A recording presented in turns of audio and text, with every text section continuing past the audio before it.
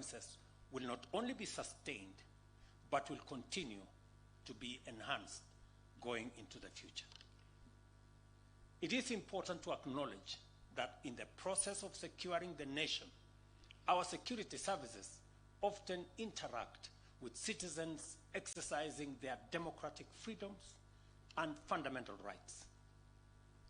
They must continuously strike a delicate balance between delivering robust security responses and enabling the enjoyment of these rights and freedoms.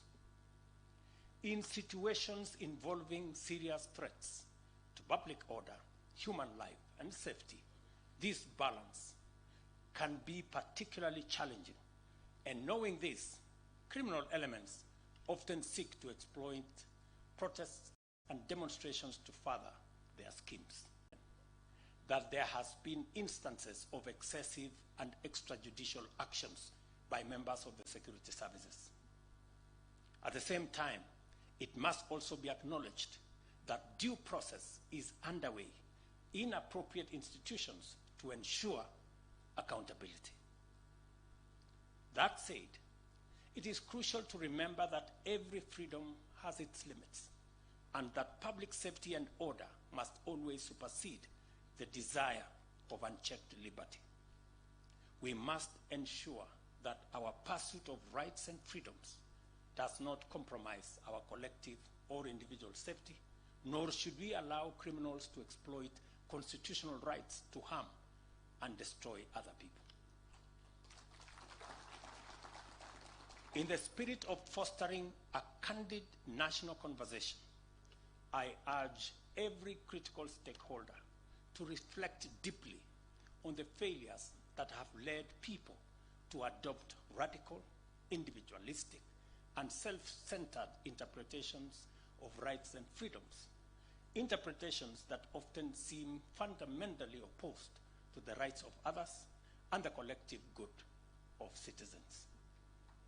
This tendency to promote a definition of rights and freedoms that undermine democracy and the public interest reflect a broader collapse of our value system and a serious strain on our moral fabric.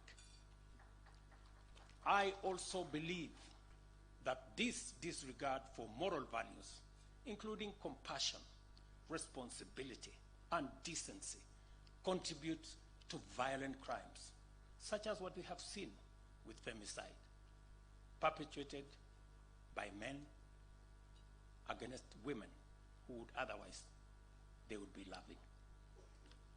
These are clear signals that our moral fabric is at risk of decay, exacerbated by various factors, including the manipulation of digital technology, particularly social media, to amplify antisocial behavior and erode moral values.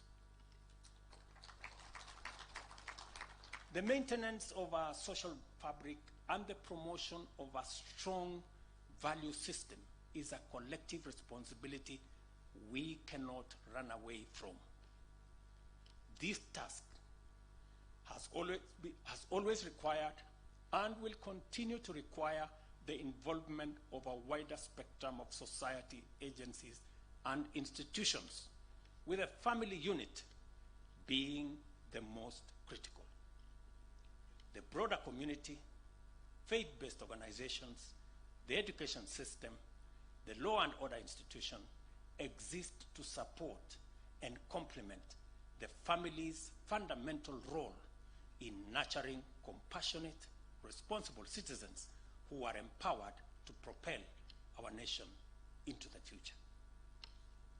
As a society, we have a legitimate expectation that the next generation, benefiting from the accumulation of socio-economic, scientific, and technological advancement, will bring greater energy, better ideas, clearer vision, and a stronger commitment to our shared values. We should be humane, we should be responsible, and well-grounded citizens whose actions promote unity, patriotism, democracy, and the rule of law, and our rights and freedoms rather than sabotaging them. I have previously extended an invitation to all stakeholders in their diversity to join the national conversation and explore the best ways to implement an all-of-society strategy and approach to counter moral decay and reset our nation's moral compass. As parents, myself included, we must never walk away from our children nor abandon them to the vagaries of our time. This is necessary. This is essential, as all the transformations we are undertaking today will mean little if our young people are left without sound guidance, moral mentorship, and ethical support. The broad-based bipartisan national conversation we are having with leaders from various political formations seeks to extend the principle of inclusiveness to its widest possible reach without compromising the fundamental values of competitive democracy and diversity in viewpoints. Our goal is to enhance, not diminish, our identity as a free, open, democratic society founded on constitutionalism and the rule of law. We are making meaningful progress, which, if sustained, will establish us as a mature democracy, firmly anchored in a sustainable political culture. In 2024, our nation faced serious challenges and great difficulties. Yet, we did more than endure. We stood together in unity, worked with determination, and overcame all the obstacles. Because we are Kenyans, an indomitable, courageous, and enterprising people, unafraid of hard work, because we are resilient champions who strive to win and face every challenge with dedication and stamina, we achieved progress despite significant difficulties. Today, ladies and gentlemen, we have succeeded in laying a solid foundation for even faster progress in the coming year.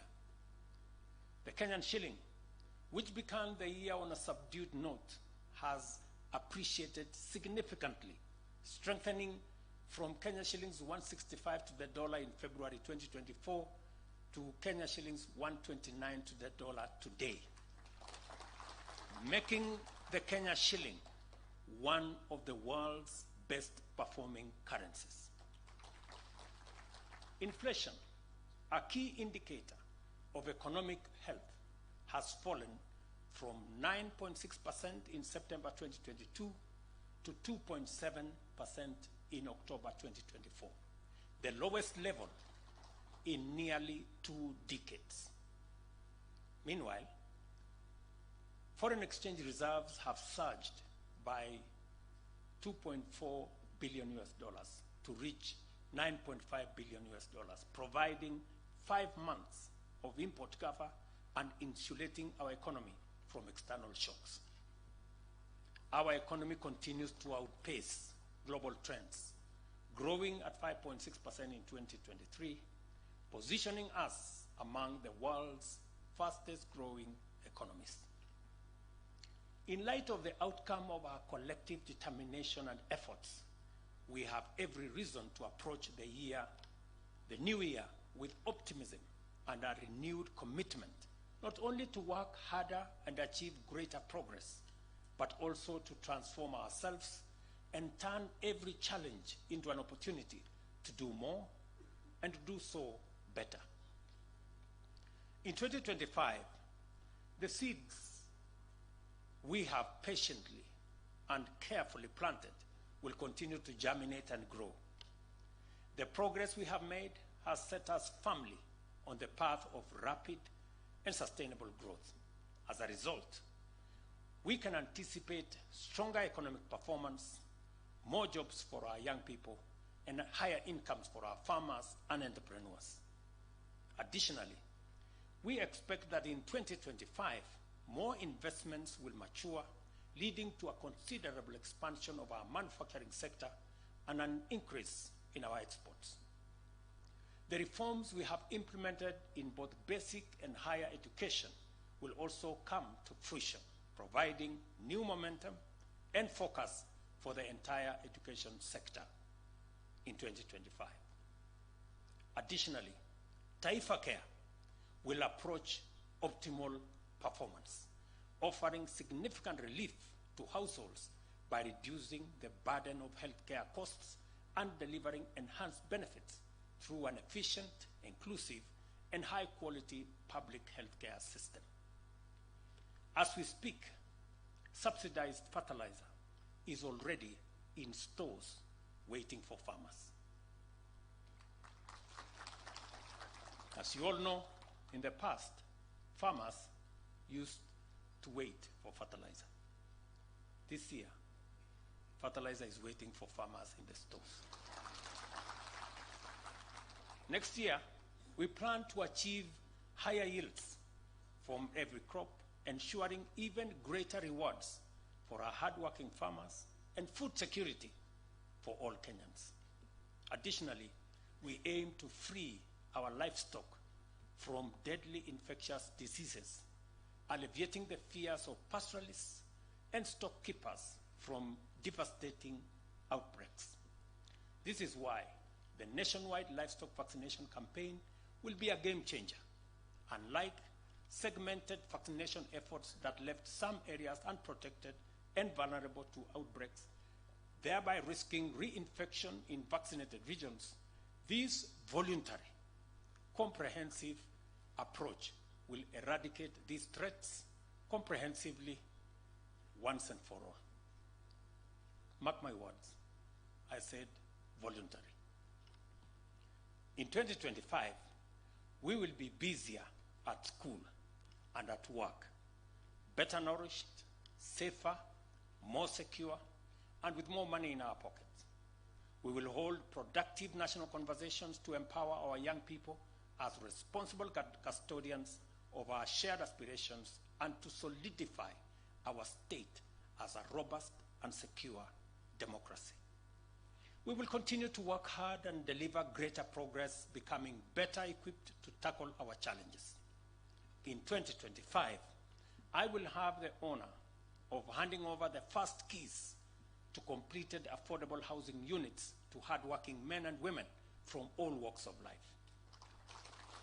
At last, the transformation you entrusted us to lead will take tangible shape, and the fruits of our collective labor will be undeniable. We will continue to work for you and to deliver for you. Let us therefore submit our hopes and aspirations to the Almighty God of all creation, so that together, in unity and with shared determination, we may embrace the new year and work towards achieving the Kenya we all want, which is now well within sight. Thank you very much. May God bless our great country, Kenya. May God bless you all. Happy New Year. Asanteni sana. Thank you very much.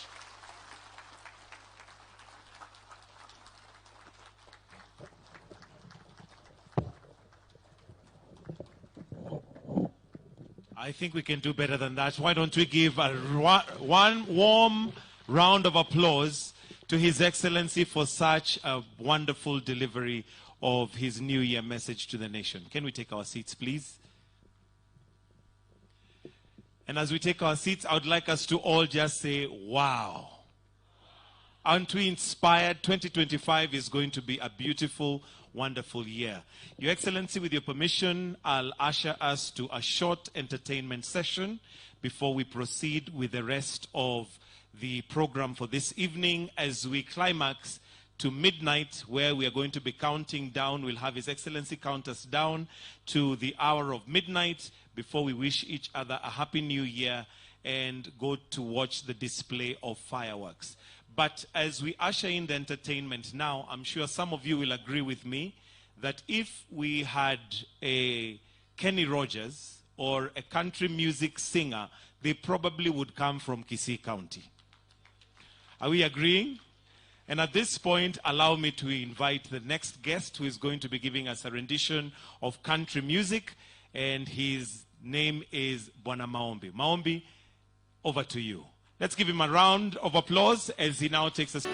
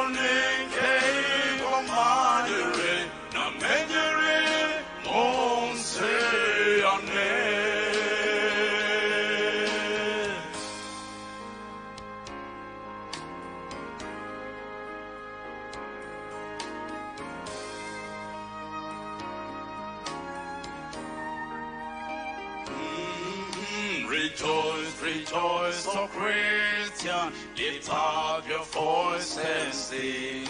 Eternal hallelujah to Jesus Christ the King, the hope of all who seek him, the help of all who find.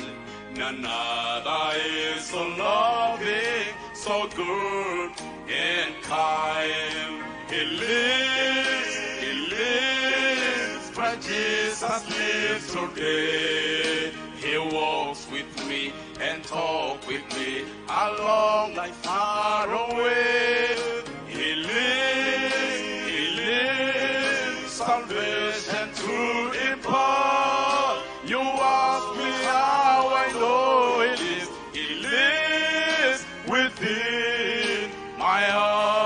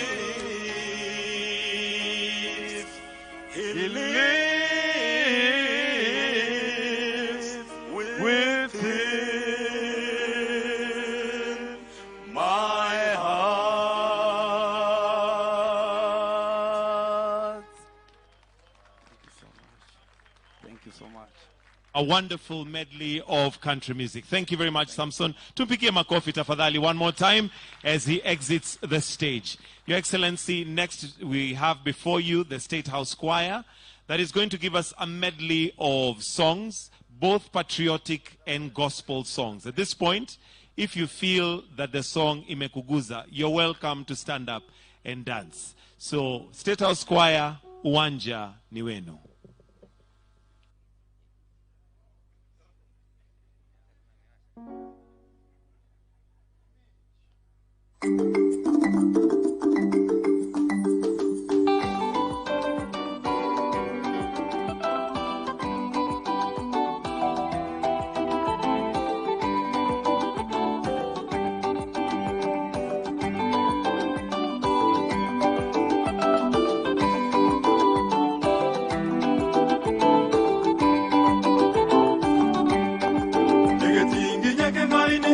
Egetingi nyeke ngaini geyo bondi kyaga temure gotwage soe mwaye.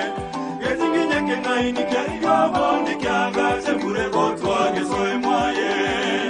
Soe mwaye baba, mure gotwage soe mwaye baba.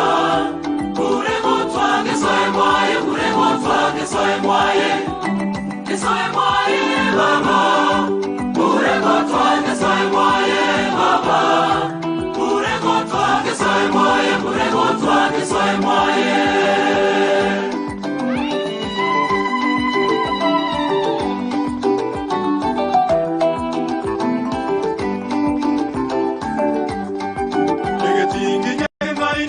Egetingi nyeke ngaini geyo bondi kyaga temure gotwage soe mwaye. Egetingi nyeke ngaini geyo bondi kyaga temure gotwage soe mwaye. Soe mwaye baba, mure gotwage soe mwaye baba. Mure gotwage soe mwaye, mure gotwage soe mwaye. Soe mwaye baba, mure gotwage soe mwaye baba. Mure gotwage soe mwaye, mure gotwage soe mwaye. Mukungu soma somya, Mukungu soma somya, ngayo komanya marugere gusemoke gusemo mwana. mukungu soma somya ngayo komanya marugere. Gusemoke gusemo mwana. Gusemo mwana baba. Gusemoke gusemo mwana baba. Gusemoke gusemo mwana, gusemoke gusemo mwana. Gusemo mwana baba. Gusemoke gusemo mwana baba. Gusemoke gusemo mwana, gusemoke gusemo mwana. Mukungu soma somya, Mukungu soma somya, ngayo komanya marugere gusemoke gusemo mwana. mukungu soma somya ngayo komanya marugere. Gusemoke gusemo mwana. Gusemo mwana baba. Gusemoke gusemo mwana baba. Gusemoke gusemo mwana, gusemoke gusemo mwana. Gusemo mwana baba. Gusemoke gusemo mwana baba. Gusemoke gusemo mwana, gusemoke gusemo mwana.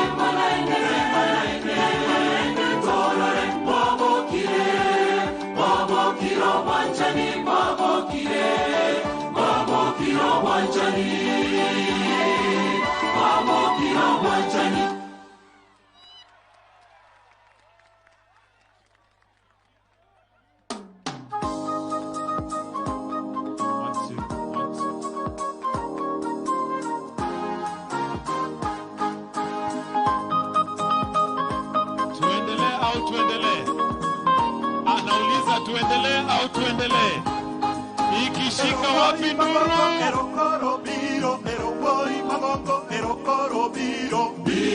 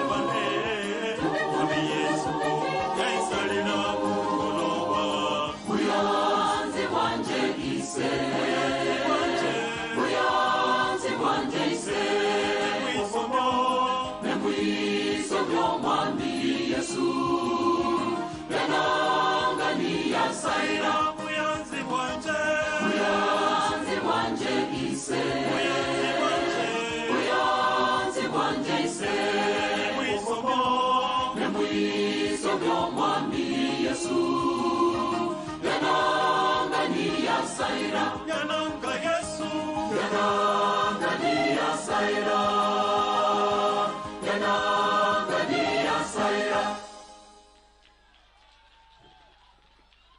Haya basi, tuwapigie makofi tena State House Choir, na wakiondoka tunaweza tukaketi tuwapatie tu muda mfupi wa kupumua.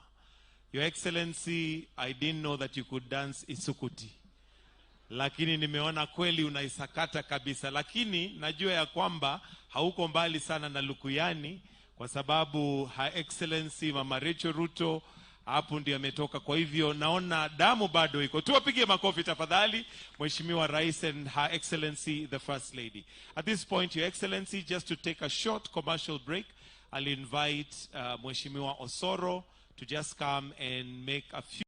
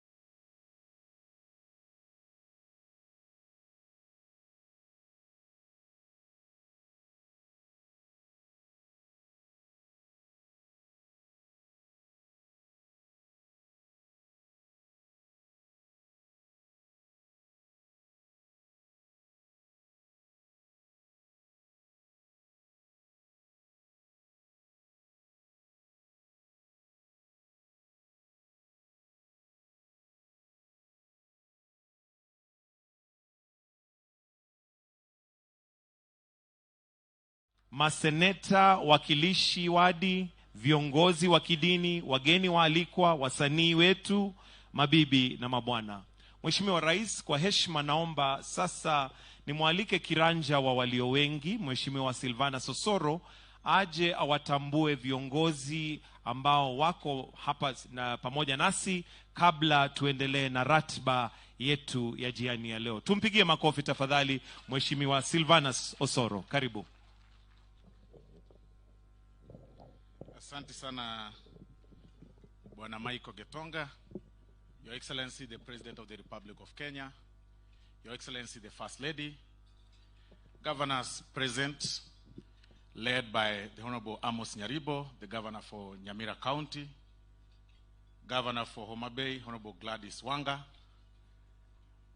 Governor for Migori, the Honorable Dr. Ochilo Ayako, senators present, colleagues, members of parliament, the leaders drawn from different sectors. Bwana Yesu asifiwe. Bwana asifiwe. We need to be very happy today kwa sababu leo masaa hii ndiyo masaa ya mwisho ya mwaka 2024. Tuko masaa ya mwisho, kipindi cha lala salama.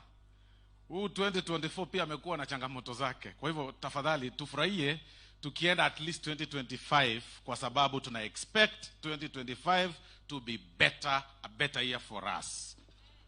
Si ndio namna hiyo? Your Excellency, my duty here is limited to introducing or informing you of the leaders that are present here with us and the sections or sectoral cocoons that have been represented from different areas in Gusii region. First, before I do that, Your Excellency, I want to thank you graciously for accepting, or rather for deciding or deeming it fit to usher in the new year from Gusii Nation. We really want to thank you. We can't thank you enough. By the way, this is the first time since independence, let me say that because pre-independence we do not know what was happening, that a sitting president of the Republic has joined the Abagusi nation in ushering the new year. This is the first time. Hata wenzetu Mheshimiwa Gladys Wanga na Mheshimiwa Ochila yako ambao wako hapa, hata wakati baba alikuwa prime minister, haikufanyika hata Homa Bay, haikufanyika hata Migori. And that is why we are very, very happy today, kwa sababu imefanyika hapa Kisii. Ama namna gani? Muko na furaha?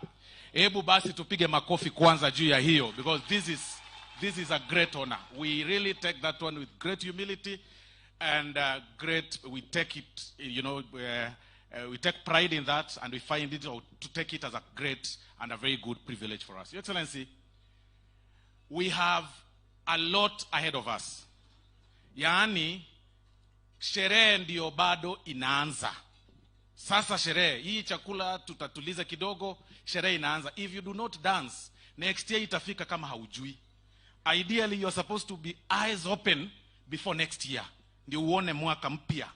Kwa hivyo, hatutaki watu wakiwa kwamba wamenuna waelewi kwamba 2025 imekaribia. Kwa hivyo leo tutafurahia, tutakuwa na sherehe, tutakuwa na wanamuziki vile umeona hapa, tutacheza, tutadance, tutafurahia. Lakini kidogo kabla ya hiyo, hapa katikati kuna vitu mbili lazima tufanye.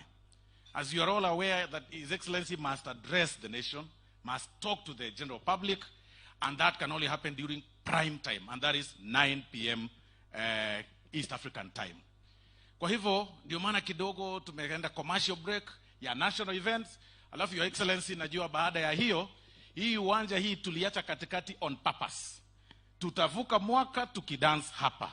Tutavuka mwaka tukijua vile tutakufurahia hapa, watu wakicheka na wakifurahia. Goseba na wana wa minto. Goseba na wana wa minto. Kiagara noema, sorry Your Excellency. Nimesahau kidogo, lakini nitarudi hapo baadaye niseme hayo. Nimekumbuka Mheshimiwa Gladys yuko hapa. But kabla ya hiyo, Your Excellency, hapa tuko na viongozi kutoka mbalimbali. Vile tumesema tuko na governors ambao nimewataja. Waheshimiwa wabunge, simameni tafadhali.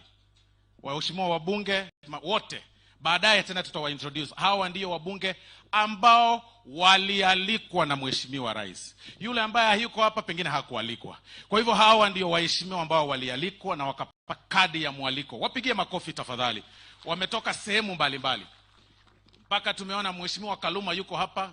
Asante sana Mheshimiwa Kaluma kutoka Homa Bay. Tumeona unaona Ngong yuko hapa, Johana Ngeno amekuja hapa. Tuko na Mheshimiwa Alpha Miruka, tuko na Senator Isio Kenyuri, tuko na Akuba mwenyewe, yuko hapa pia. I think wabunge wengi wako hapa, nitawaweka hapa baadaye ndio pengine waonekane wakati huu ukifika, kwa sababu ya muda tuweze kuketi chini. Thank you very much. Hata Senator yuko hapa kutoka Migori County. Hapa Your Excellency, pia tuko na viongozi wa kongwe ambao vile ulisema lazima uwaone na wakati ukifika watazungumza, wakiongozwa na Mheshimiwa Stephen Manoti na Jimmy Nuru Angwenyi. Hawa ndio waheshimiwa kabisa, tunaheshimu hapa sana. Wameongoza Kisii vizuri, simameni muonekane pia. Alafu good, asanteni sana. Hapa pia tuko na viongozi wa County Assembly kutoka Nyamira na Kisii. Simameni tafadhali muonekane. Viongozi wa County Assembly, members of the County Assemblies. Ndio hao. Wapigieni makofi tafadhali, members of the County Assemblies. Good. Yaani namaanisha nyote, speakers, wote nyinyi wote ni members of the County Assembly. Tafadhali tuweze kuketi chini. Hapa pia Your Excellency, tuko na directors. Tuko na directors wa serikali, national government, ambao wewe mwenyewe na CEOs, wewe mwenyewe umeteua. Wakiongozwa na Mheshimiwa Walter Nyambati, ambaye ni chairman wa Musaacha Ningo. Wakiongozwa na chairman wa GDC. Ako wapi? Ndio huyu. Wengine wote simameni tafadhali muonekane.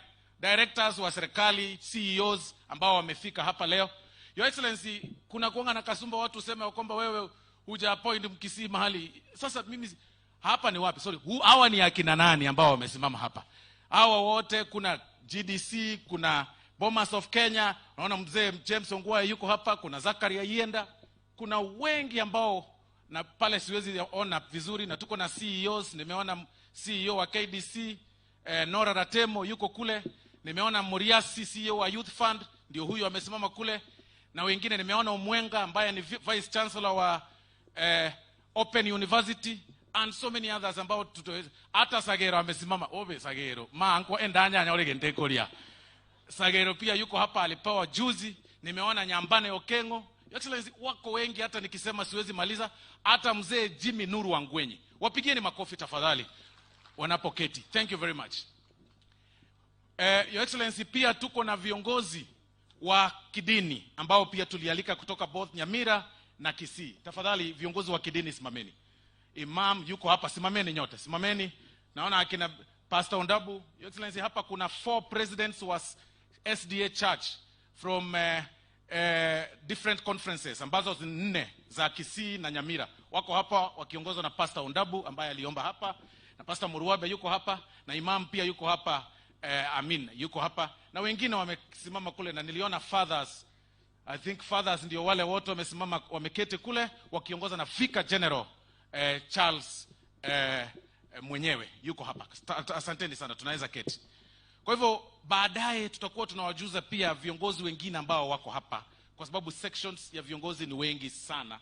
Wakati huo ukifika, baada ya kusikiza hotuba ya rais, wakati iko prime yenyewe, tuje kwenye entertainment, tujifurahishe kabisa, alafu tena baadaye tupate viongozi kutoka Kisii na Nyamira wazungumze neno moja moja. Baadaye Mheshimiwa Rais tena atakuja hapa atuongoze pia kufukisha mwaka na kuombea taifa letu la Kenya, ndio tuweze kusonga mbele. Kwa hayo machache na mengi, kwa sababu naona masaa pia yamewadia, niruhusu kwa heshima kubwa nialike CS Migosi aje hapa achukue dakika moja kukualika Mheshimiwa Rais uweze kuaddress the nation. Thank you very much, Your Excellency. Asante.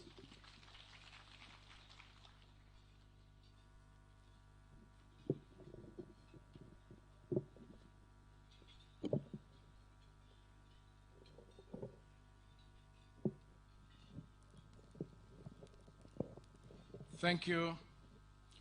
Your Excellency, the President of the Republic of Kenya, Dr. William Samoei Ruto, Your Excellency, the First Lady, Mama Rachel Ruto, allow me, Your Excellency, to ride on the protocols already established and thank you most sincerely for selecting Kisii County and this region to celebrate the ushering in of the new year. And because of time, Your Excellency, I wish to take this opportunity to ask the congregation to be upstanding as we welcome the President to make his remarks. Your Excellency.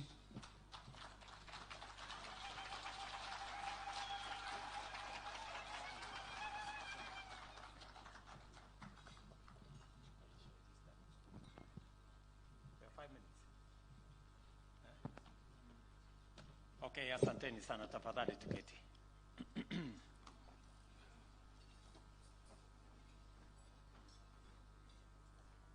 Waheshimiwa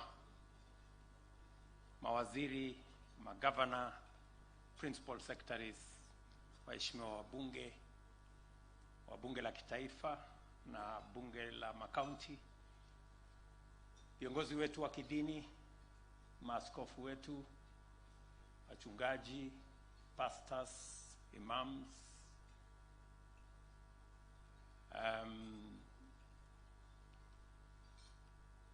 wananchi wa hapa Kisii, Nyamira na kutoka sehemu zote za taifa letu la Kenya, hamjambo. Hamjambo tena. Bwana Yesu asifiwe. God is good and all the time. Mimi kwanza nataka nimshukuru Mungu kwa sababu ya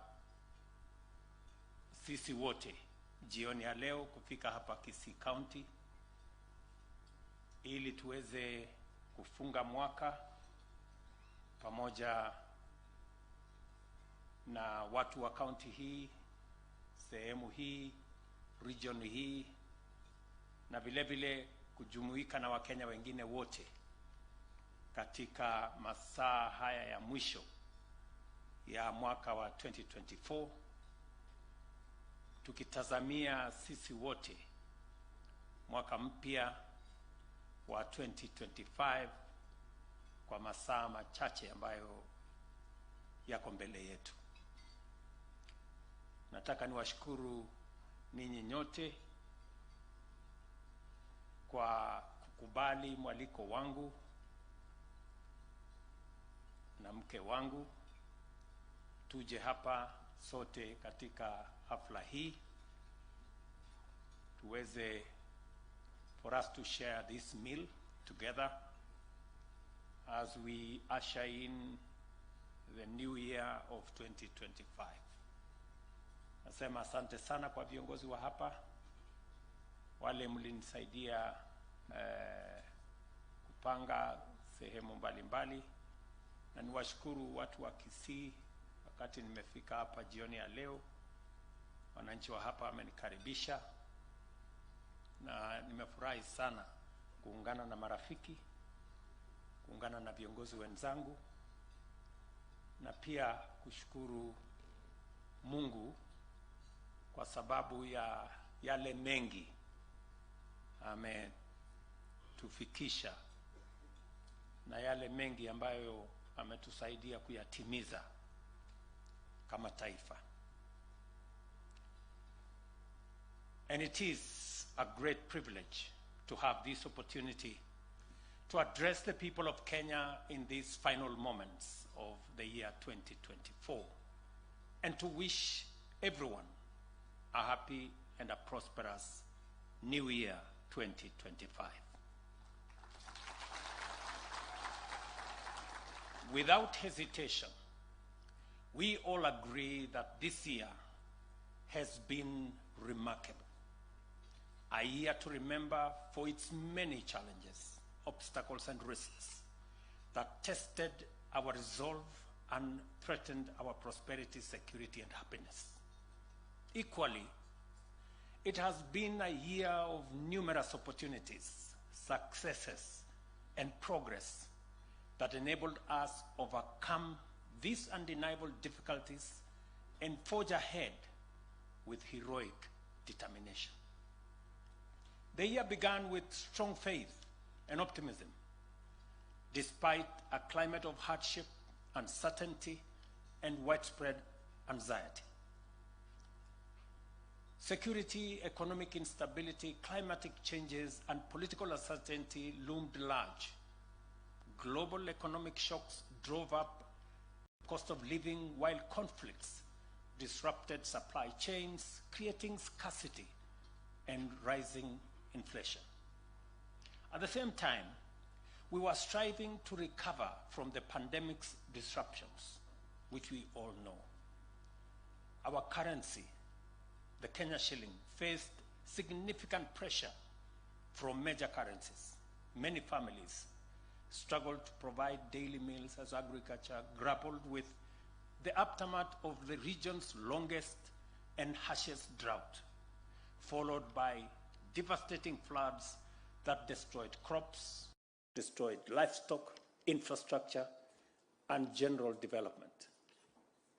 At the year's onset, parents were anxious about the transition of young learners into junior secondary school, while the youth grappled with increasing difficulties in finding employment. In various parts of the country, perennial security challenges persisted. Additionally, demands for adequate, high quality, and sustainable food, healthcare, and education not only persisted, but grew even more pressing. Looking at the days ahead, it became clear that overcoming these challenges would require unwavering faith, unity of purpose, immense sacrifice, and relentless hard work.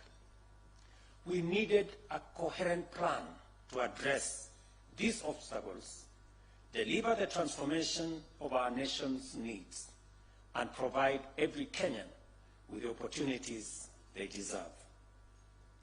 The magnitude of challenge demanded bold, decisive, and unfaltering efforts from all of us. We had to find ways of mobilizing sufficient revenue to finance all our obligations, provide services inclusively and consistently, and invest in our development.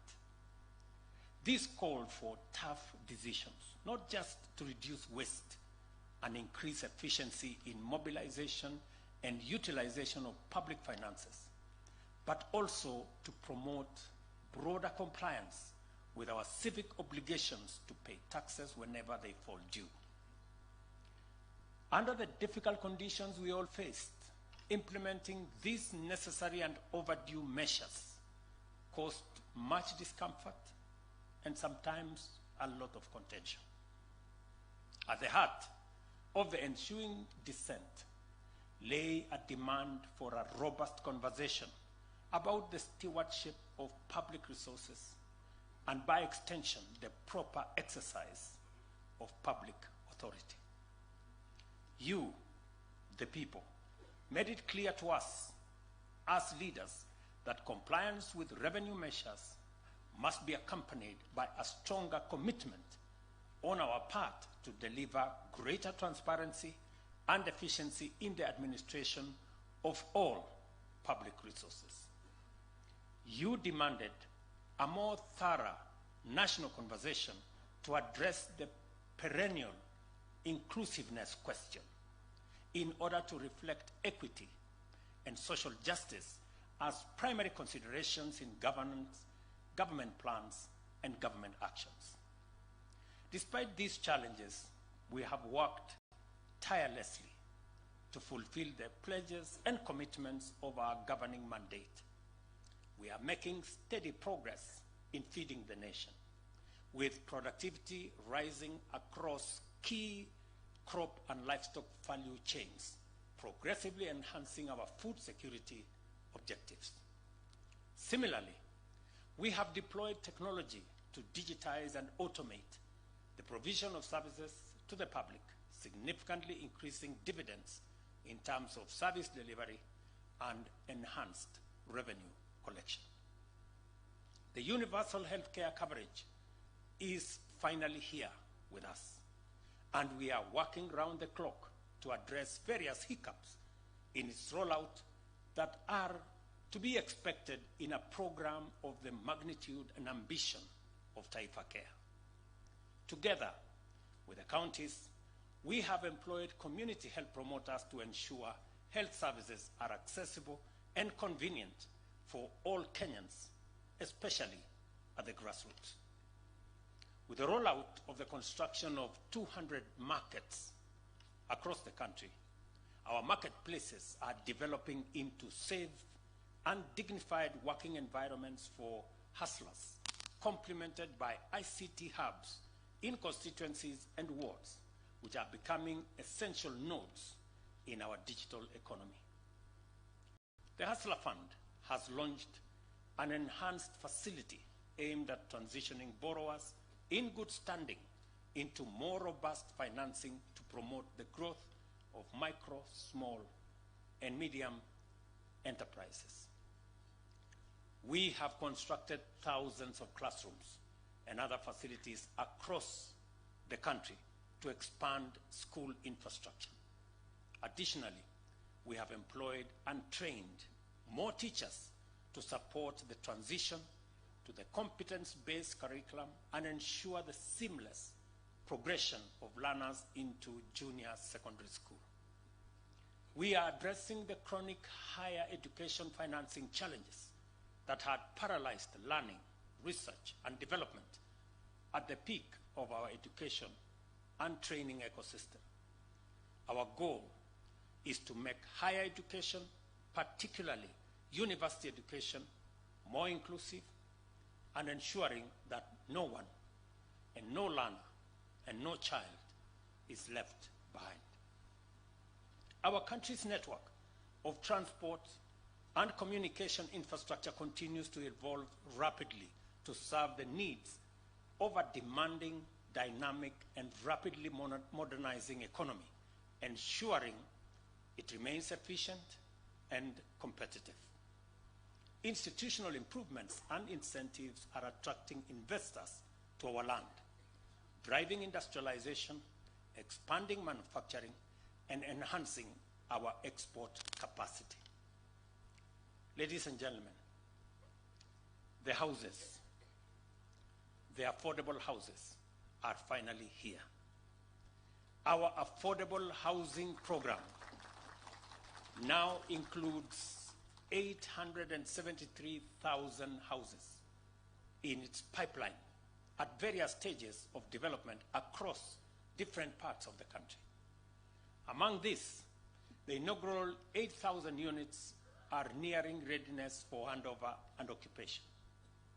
This program alone has contributed 200,000 jobs to the 1 million new jobs created through intentional, consistent, and strategic efforts.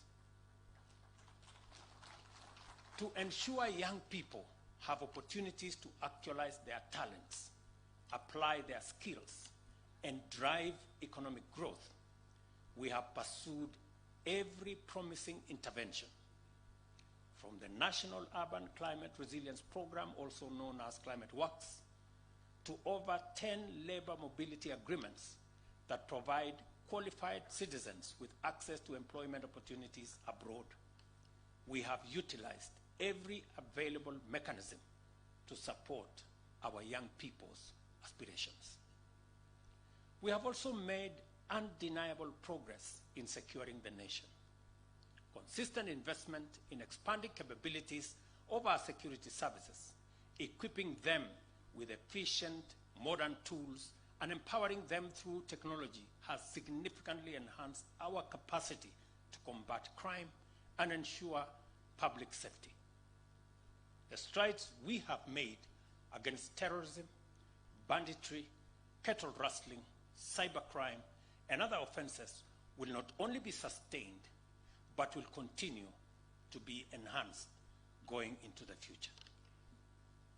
It is important to acknowledge that in the process of securing the nation, our security services often interact with citizens exercising their democratic freedoms and fundamental rights. They must continuously strike a delicate balance between delivering robust security responses and enabling the enjoyment of these rights and freedoms.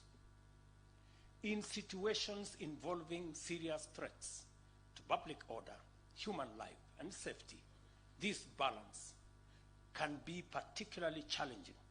And knowing this, criminal elements often seek to exploit protests and demonstrations to further their schemes. It cannot be denied, ladies and gentlemen, that there has been instances of excessive and extrajudicial actions by members of the security services. At the same time, it must also be acknowledged that due process is underway in appropriate institutions to ensure accountability. That said, it is crucial to remember that every freedom has its limits, and that public safety and order must always supersede the desire of unchecked liberty. We must ensure that our pursuit of rights and freedoms does not compromise our collective or individual safety, nor should we allow criminals to exploit constitutional rights to harm and destroy other people. In the spirit of fostering a candid national conversation, I urge every critical stakeholder to reflect deeply on the failures that have led people to adopt radical, individualistic, and self-centered interpretations of rights and freedoms, interpretations that often seem fundamentally opposed to the rights of others and the collective good of citizens. This tendency to promote a definition of rights and freedoms that undermine democracy and the public interest reflect a broader collapse of our value system and a serious strain on our moral fabric. I also believe that this disregard for moral values, including compassion, responsibility, and decency, contributes to violent crimes, such as what we have seen with femicide. perpetuated by men against women who would otherwise they would be loving. These are clear signals that our moral fabric is at risk of decay, exacerbated by various factors, including the manipulation of digital technology, particularly social media, to amplify antisocial behavior and erode moral values. The maintenance of our social fabric and the promotion of a strong value system is a collective responsibility we cannot run away from. This task has always required and will continue to require the involvement of a wider spectrum of society, agencies, and institutions, with a family unit being the most critical.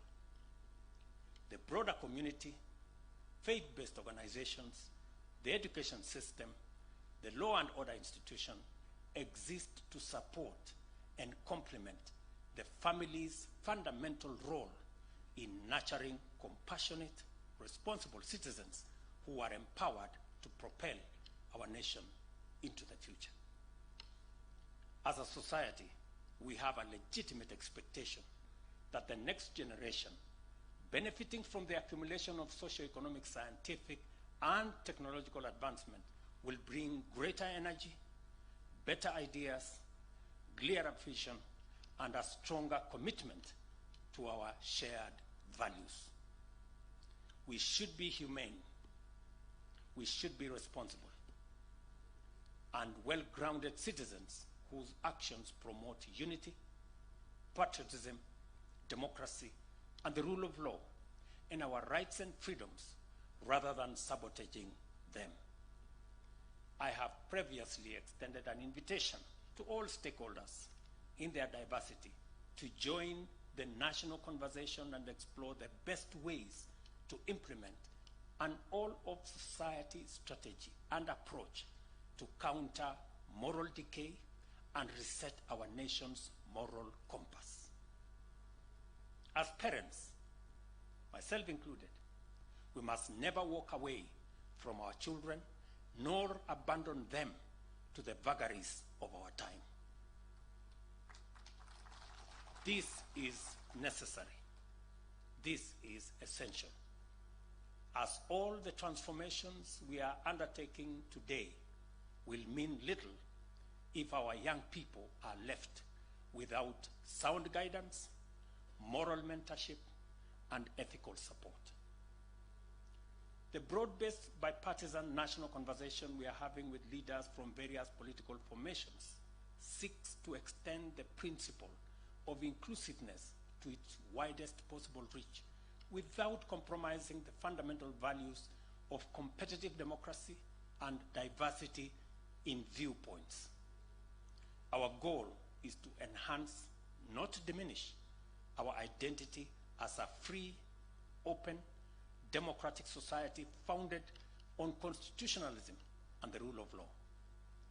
We are making meaningful progress, which, if sustained, will establish us as a mature democracy, firmly anchored in a sustainable political culture. In 2024, our nation faced serious challenges and great difficulties. Yet, we did more than endure. We stood together in unity, worked with determination, and overcame all the obstacles.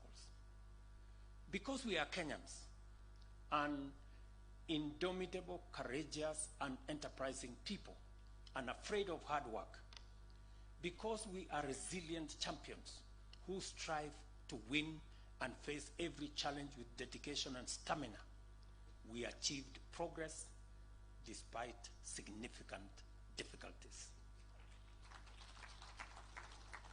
Today, ladies and gentlemen, we have succeeded in laying a solid foundation for even faster progress in the coming year.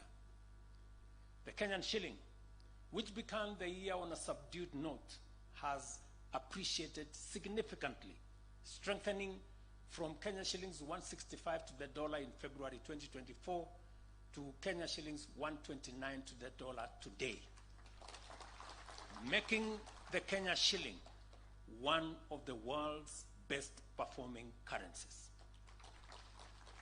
Inflation, a key indicator of economic health, has fallen from 9.6% in September 2022 to 2.7% in October 2024, the lowest level in nearly 2 decades. Meanwhile, foreign exchange reserves have surged by $2.4 billion to reach $9.5 billion, providing 5 months of import cover and insulating our economy from external shocks. Our economy continues to outpace global trends, growing at 5.6% in 2023, positioning us among the world's fastest growing economies. In light of the outcome of our collective determination and efforts, we have every reason to approach the new year, with optimism and a renewed commitment, not only to work harder and achieve greater progress, but also to transform ourselves and turn every challenge into an opportunity to do more and to do so better. In 2025, the seeds we have patiently and carefully planted will continue to germinate and grow. The progress we have made has set us firmly on the path of rapid and sustainable growth. As a result, we can anticipate stronger economic performance, more jobs for our young people, and higher incomes for our farmers and entrepreneurs. Additionally, we expect that in 2025, more investments will mature, leading to a considerable expansion of our manufacturing sector and an increase in our exports. The reforms we have implemented in both basic and higher education will also come to fruition, providing new momentum and focus for the entire education sector in 2025. Additionally, Taifa Care will approach optimal performance, offering significant relief to households by reducing the burden of healthcare costs and delivering enhanced benefits through an efficient, inclusive, and high-quality public healthcare system. As we speak, subsidized fertilizer is already in stores waiting for farmers. As you all know, in the past, farmers used to wait for fertilizer. This year, fertilizer is waiting for farmers in the stores. Next year, we plan to achieve higher yields from every crop, ensuring even greater rewards for our hardworking farmers and food security for all Kenyans. Additionally, we aim to free our livestock from deadly infectious diseases, alleviating the fears of pastoralists and stock keepers from devastating outbreaks. This is why the nationwide livestock vaccination campaign will be a game changer. Unlike segmented vaccination efforts that left some areas unprotected and vulnerable to outbreaks, thereby risking reinfection in vaccinated regions, this voluntary, comprehensive approach will eradicate these threats comprehensively once and for all. Mark my words, I said voluntary. In 2025, we will be busier at school and at work, better nourished, safer, more secure, and with more money in our pockets. We will hold productive national conversations to empower our young people as responsible custodians of our shared aspirations and to solidify our state as a robust and secure democracy. We will continue to work hard and deliver greater progress, becoming better equipped to tackle our challenges. In 2025, I will have the honor of handing over the first keys to completed affordable housing units to hardworking men and women from all walks of life. At last, the transformation you entrusted us to lead will take tangible shape, and the fruits of our collective labor will be undeniable. We will continue to work for you and to deliver for you. Let us therefore submit our hopes and aspirations to the Almighty God of all creation, so that together, in unity and with shared determination, we may embrace the new year and work towards achieving the Kenya we all want, which is now well within sight. Thank you very much. May God bless our great country, Kenya. May God bless you all. Happy New Year. Asanteni sana. Thank you very much.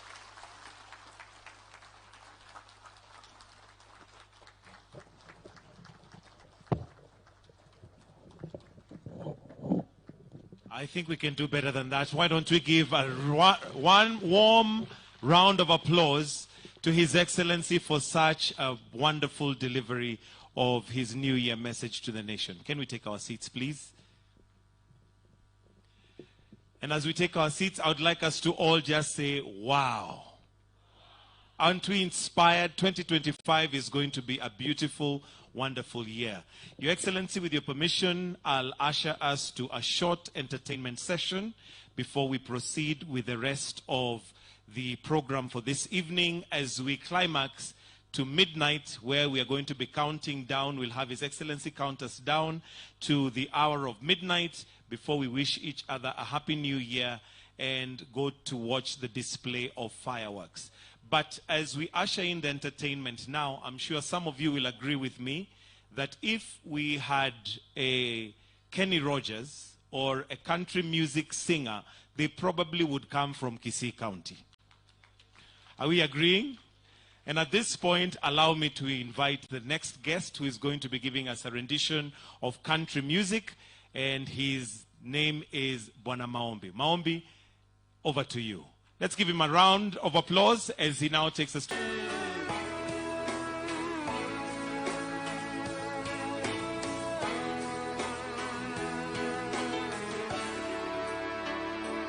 Ijapopitia kwa mabonde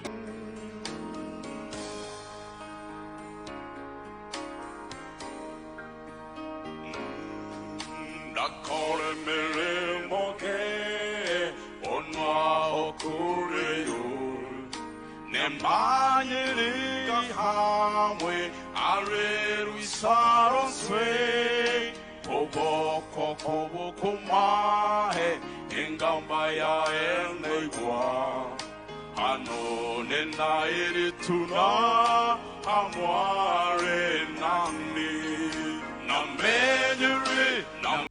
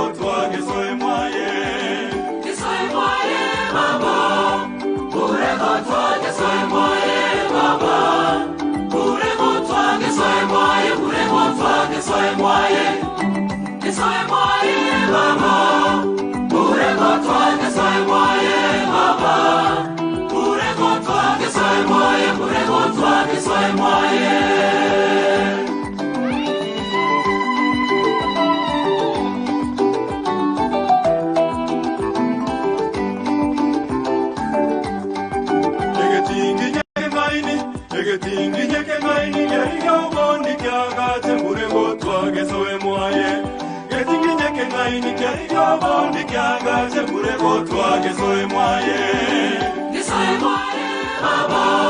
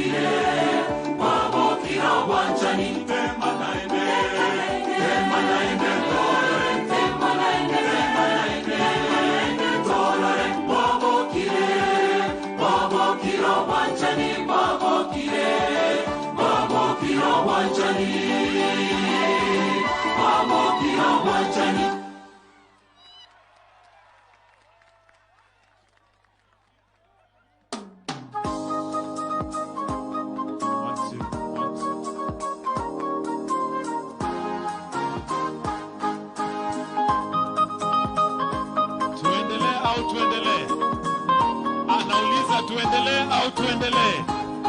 Ikishika wapi nuru?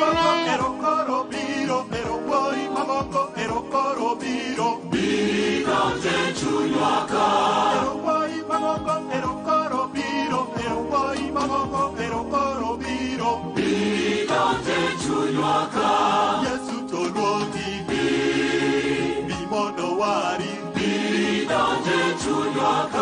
Yesu tolongi bimondo wari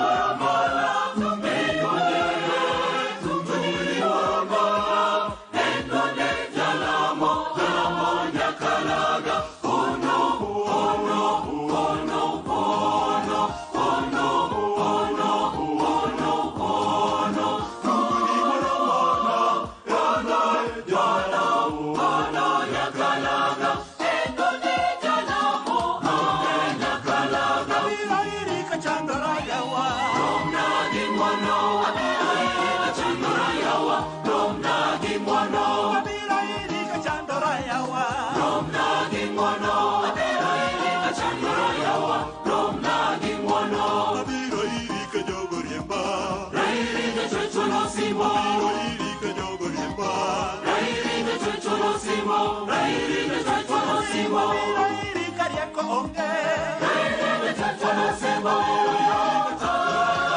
Rairi ne chocholo simo Rairi ne chocholo simo Rairi ka chocholo simo Rairi ne chocholo simo Rairi ka mono simo Rairi ne chocholo simo Rairi ka mono Rairi ka chocholo simo Rairi ka mono Rairi ne chocholo simo Rairi ka mono Rairi ne chocholo simo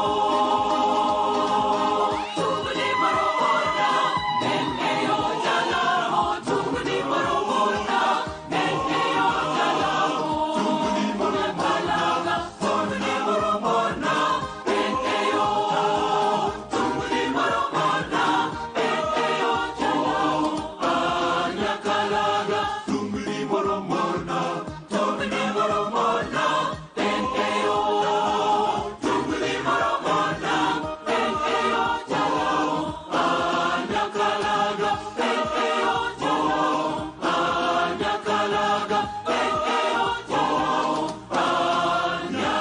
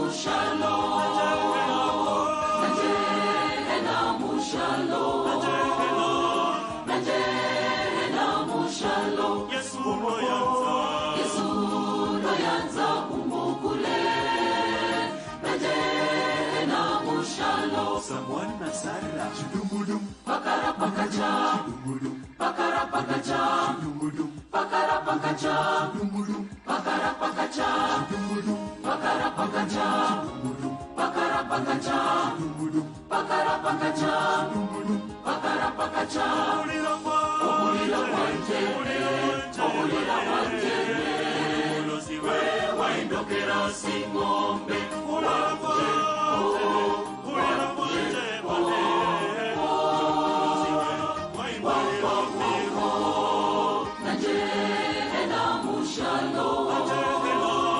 Wanje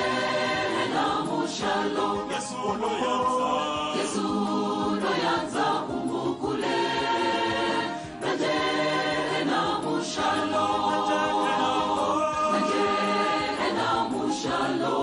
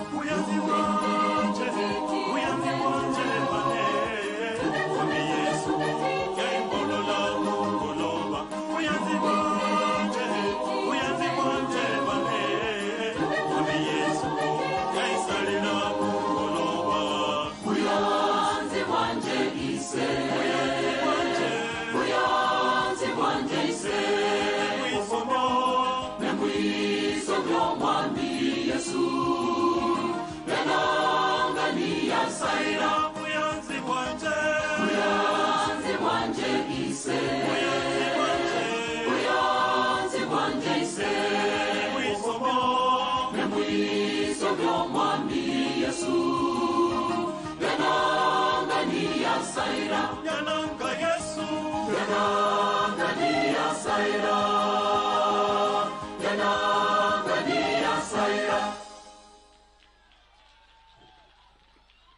Haya basi tuwapigie makofi tena State House Choir, na wakiondoka tunaweza tukaketi tuwapatie tu muda mfupi wa kupumua. Your Excellency, I didn't know that you could dance isukuti. Lakini nimeona kweli unaisakata kabisa, lakini najua ya kwamba hauko mbali sana na Lukuyani kwa sababu Her Excellency Mama Rachel Ruto hapo ndio ametoka. Kwa hivyo naona damu bado iko. Tuwapigie makofi tafadhali Mheshimiwa Rais and Her Excellency the First Lady. At this point, Your Excellency, just to take a short commercial break, I'll invite Mheshimiwa Osoro to just come and make a few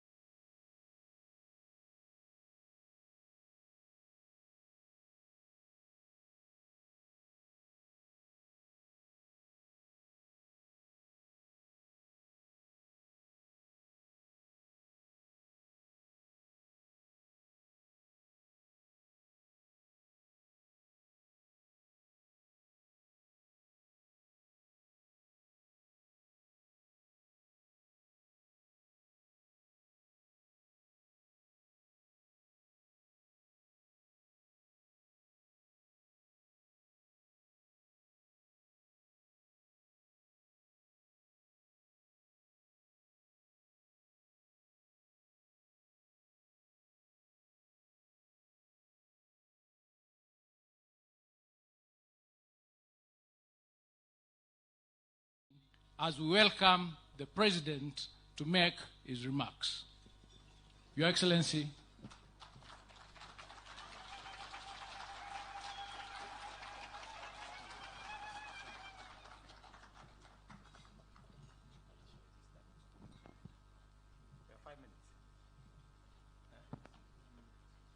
Okay, asanteni sana, tafadhali tuketi.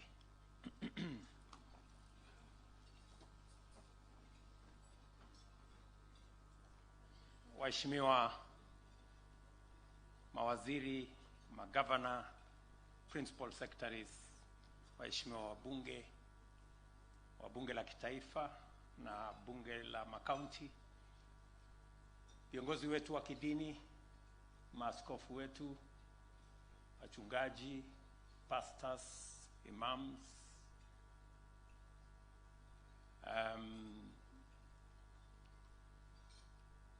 wananchi wa hapa Kisii, Nyamira na kutoka sehemu zote za taifa letu la Kenya, hamjambo. Hamjambo tena. Bwana Yesu asifiwe. God is good and all the time. Mimi kwanza nataka nimshukuru Mungu kwa sababu ya sisi wote jioni ya leo kufika hapa Kisii County ili tuweze kufunga mwaka pamoja na watu wa county hii, sehemu hii, region hii, na vile vile kujumuika na Wakenya wengine wote katika masaa haya ya mwisho ya mwaka wa 2024, tukitazamia sisi wote mwaka mpya wa 2025 kwa masaa machache ambayo yako mbele yetu. Nataka niwashukuru ninyi nyote kwa kukubali mwaliko wangu na mke wangu tuje hapa sote katika hafla hii tuweze for us to share this meal together as we usher in the new year of 2025. Nasema asante sana kwa viongozi wa hapa, wale mlinisaidia kupanga sehemu mbalimbali, na niwashukuru watu wa Kisii. Wakati nimefika hapa jioni ya leo, wananchi wa hapa wamenikaribisha na nimefurahi sana kuungana na marafiki kuungana na viongozi wenzangu na pia kushukuru Mungu kwa sababu ya yale mengi ametufikisha na yale mengi ambayo ametusaidia kuyatimiza kama taifa. And it is a great privilege to have this opportunity to address the people of Kenya in these final moments of the year 2024 and to wish everyone a happy and a prosperous New Year 2025. Without hesitation, we all agree that this year has been remarkable. A year to remember for its many challenges, obstacles and risks that tested our resolve and threatened our prosperity, security and happiness. Equally, it has been a year of numerous opportunities, successes and progress that enabled us to overcome these undeniable difficulties and forge ahead with heroic determination. The year began with strong faith and optimism, despite a climate of hardship, uncertainty, and widespread anxiety. Security, economic instability, climatic changes, and political uncertainty loomed large. Global economic shocks drove up the cost of living, while conflicts disrupted supply chains, creating scarcity and rising inflation. At the same time, we were striving to recover from the pandemic's disruptions, which we all know. Our currency, the Kenya shilling, faced significant pressure from major currencies. Many families struggled to provide daily meals as agriculture grappled with the aftermath of the region's longest and harshest drought, followed by devastating floods that destroyed crops, destroyed livestock, infrastructure, and general development. At the year's onset, parents were anxious about the transition of young learners into junior secondary school, while the youth grappled with increasing difficulties in finding employment. In various parts of the country, perennial security challenges persisted. Additionally, demands for adequate, high quality and sustainable food, healthcare and education not only persisted, but grew even more pressing. Looking at the days ahead, it became clear that overcoming these challenges would require unwavering faith, unity of purpose, immense sacrifice, and relentless hard work. We needed a coherent plan to address these obstacles, deliver the transformation of our nation's needs, and provide every Kenyan with the opportunities they deserve. The magnitude of challenge demanded bold, decisive, and unfaltering efforts from all of us. We had to find ways of mobilizing sufficient revenue to finance all our obligations, provide services inclusively and consistently, and invest in our development. This called for tough decisions, not just to reduce waste and increase efficiency in mobilization and utilization of public finances, but also to promote broader compliance with our civic obligations to pay taxes whenever they fall due. Under the difficult conditions we all faced, implementing these necessary and overdue measures caused much discomfort and sometimes a lot of contention. At the heart of the ensuing dissent lay a demand for a robust conversation about the stewardship of public resources and, by extension, the proper exercise of public authority. You, the people, made it clear to us as leaders that compliance with revenue measures must be accompanied by a stronger commitment on our part to deliver greater transparency and efficiency in the administration of all public resources. You demanded a more thorough national conversation to address the perennial inclusiveness question in order to reflect equity and social justice as primary considerations in governance, government plans, and government actions. Despite these challenges, we have worked tirelessly to fulfill the pledges and commitments of our governing mandate. We are making steady progress in feeding the nation, with productivity rising across key crop and livestock value chains, progressively enhancing our food security objectives. Similarly, we have deployed technology to digitize and automate the provision of services to the public, significantly increasing dividends in terms of service delivery and enhanced revenue collection.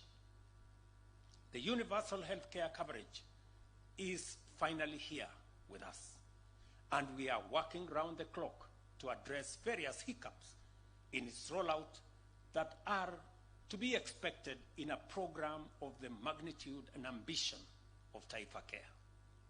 Together with the counties, we have employed community health promoters to ensure health services are accessible and convenient for all Kenyans, especially at the grassroots.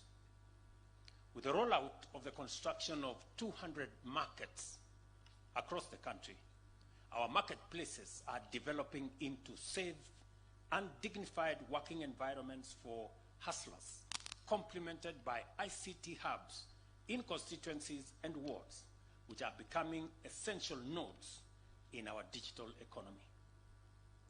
The Hustler Fund has launched an enhanced facility aimed at transitioning borrowers in good standing into more robust financing to promote the growth of micro, small, and medium enterprises.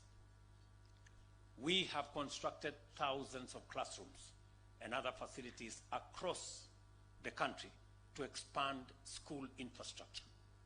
Additionally, we have employed and trained more teachers to support the transition to the competence-based curriculum and ensure the seamless progression of learners into junior secondary school. We are addressing the chronic higher education financing challenges that had paralyzed learning, research, and development at the peak of our education and training ecosystem.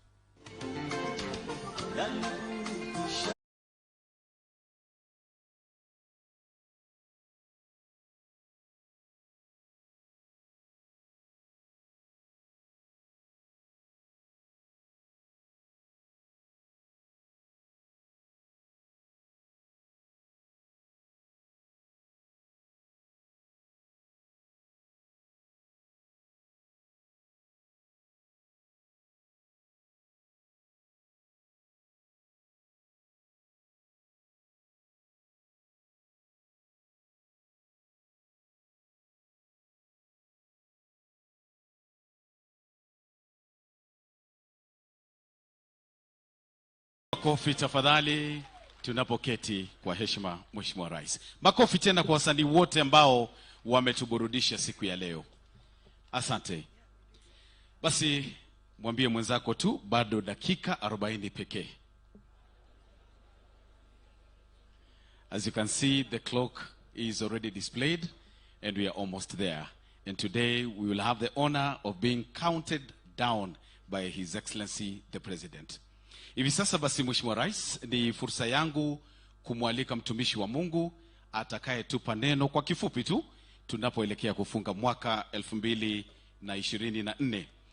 Nitamwalika Apostle Peter Morwabe kutoka Gospel Assembly Church Kisii.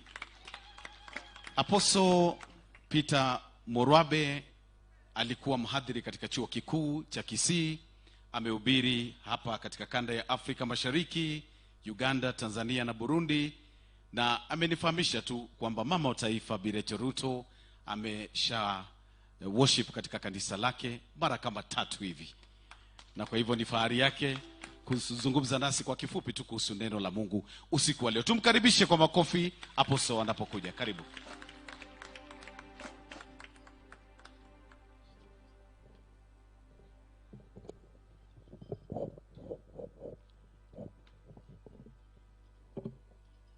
Watu wa Mungu, Bwana Yesu asifiwe. Hiyo amina mtarudia tena. Bwana Yesu asifiwe. Kwa furaha ya mwaka wa 2025, Bwana Yesu asifiwe. Mheshimiwa Rais Daktari William Ruto, Malkia Mama wa Taifa Mama Rachel, waheshimiwa wote mlio hapa, ndugu zangu wa Kenya na taifa nzima, Bwana Yesu asifiwe tena. Ni vigumu sana kuzungumza masaa kama haya, kuzungumza neno la Mungu, lakini naona mkutano mzima umetulia. Ni ishara kwamba kila mtu aliyekuja hapa anampenda Mungu.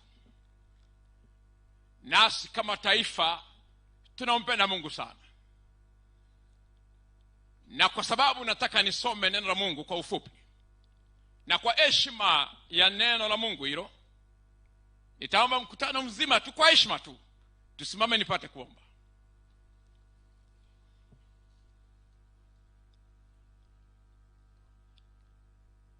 Baba, katika jina la Yesu Kristo, kwa niaba ya taifa nzima la Kenya nakushukuru sana. Nakushukuru kwamba mwaka wa 2025 unaanzia rasmi kwenye kaunti ya Kisii, ili kupendeza kwamba hapa tutangaze baraka na ushindi mkubwa kwa taifa nzima. Nakushukuru kwa wageni wetu wote waliokuja, na kwamba naposoma neno lako utupe ufahamu na tukuelewe zaidi, maana tumeomba kwa jina tukufu la Yesu Kristo aliye Bwana na Mungu wetu. Amen.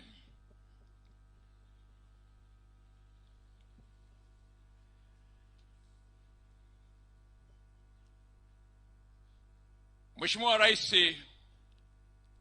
kwa niaba ya kanisa la Kisii, tena tunasema karibu. Leo tutasoma kitabu cha Ruth 1 mstari wake wa 6.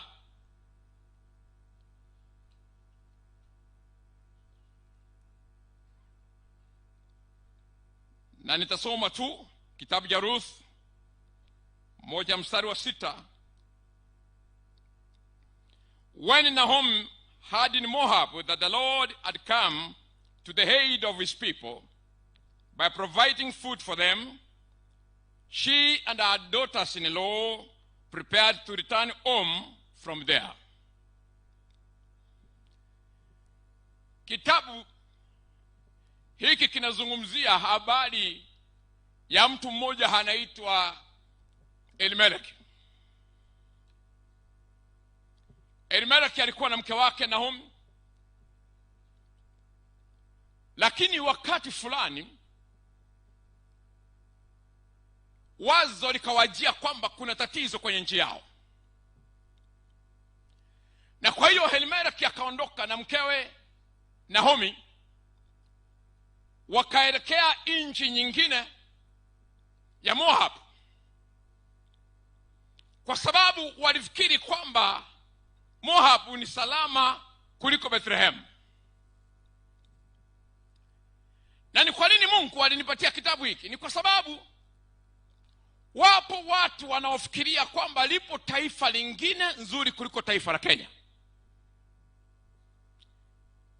Ningependa kuambia ndugu zangu wa Kenya kwamba taifa hili tulilopewa na Mungu ni taifa nzuri kwa mataifa yote. Tumezunguka wengine mataifa, lakini hapa tulipo ni taifa nzuri. Sisi tutalilinda kwa maombi, na tunaomba walio kwenye serikali mlitetee taifa la Kenya liwe liwalo.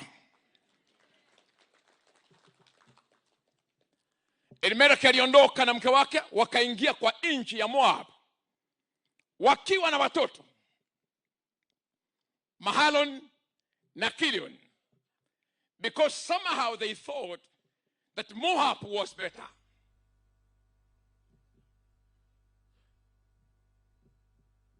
Every one of us, kila mtu aliapa. Yaani kama umewahi kuwa na muda au wakati wa kuomba, nitakuomba kwa heshima uliombea taifa la Kenya. Mimi nimefurahi sana kuwa hapa, kwa sababu tulipokuwa hapa na mama wa taifa tuliomba sana hapa kwa masaa 10. Nani sio, kwa sababu mama anaomba kutuliko. Kwa hiyo akiendelea kuomba tunafungua macho tunamwangalia, tukiona anaendelea tunaendelea. Tuliomba sana hapa kwa masaa 10 non stop, na sikujua kwamba siku moja tutakuwa tumekusanyika Wakenya wote hapa kuombea taifa kutoka hapa. Ninashukuru Mungu sana kwamba tumekusanyika hapa. I want to say this to every one of us, and even to those who may not be here with us, but they are listening from wherever. We have no better country to go to except Kenya. If there is a country we have to pray for, it's our country, Kenya. And if we have a country that we have to defend, it's this country, Kenya. Elimeleki alipokwenda Moab, watoto wake walikufa pale, Mahalon na Kilion. Yeye mwenyewe alifilia pale kwenye nchi ya Moab.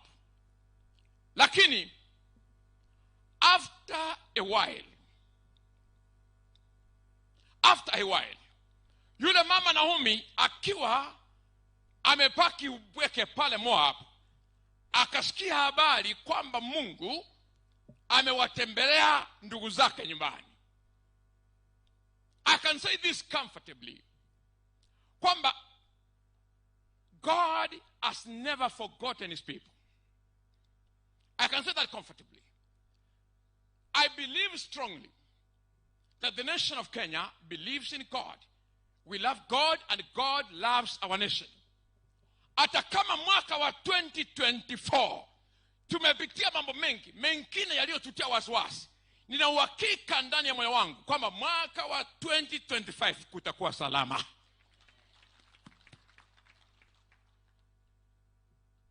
Naomi akasikia kwamba kule kwenu Mungu amewatembelea watu, na akaambia watoto wake, daughters-in-law, we have to go back. Habari ilimfikia kwamba kule mahali mlitoroka Mungu amewatembelea. And that teaches me that there's no situation that is permanent. Hakuna hali ambayo haiwezi kubadilika. And if God is involved, everything can change. And I have a strong conviction that everything we see now, we are not going to see it anymore. Kenya will be much better than we saw it in 2024. If you believe that, you can connect your clapping with a hallelujah. Kenya will be much better. Habari kafika kwamba huko kwenu Mungu ametembea.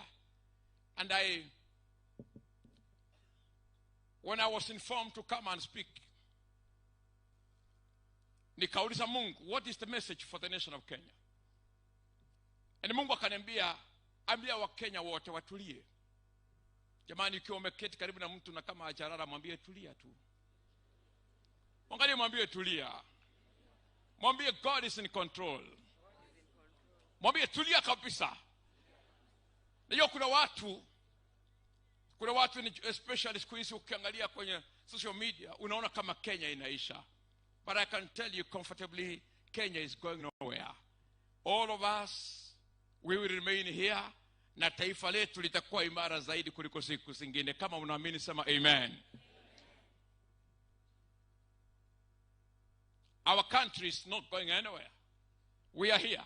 Tumepitia mambo, tumepitia hali ngumu, lakini nilipomuuliza Mungu, what is the message you want my fellow countrymen to hear from you? Akaniambia, ambieni wa Kenya, in the year 2025 they will experience a divine visitation. na tulikuwa tunaongea kwa Kiswahili, hiyo Kiingereza ndio imepita watu wachache. But tunachosema ni hiki: Bwana atatembelea taifa la Kenya mwaka wa 2025.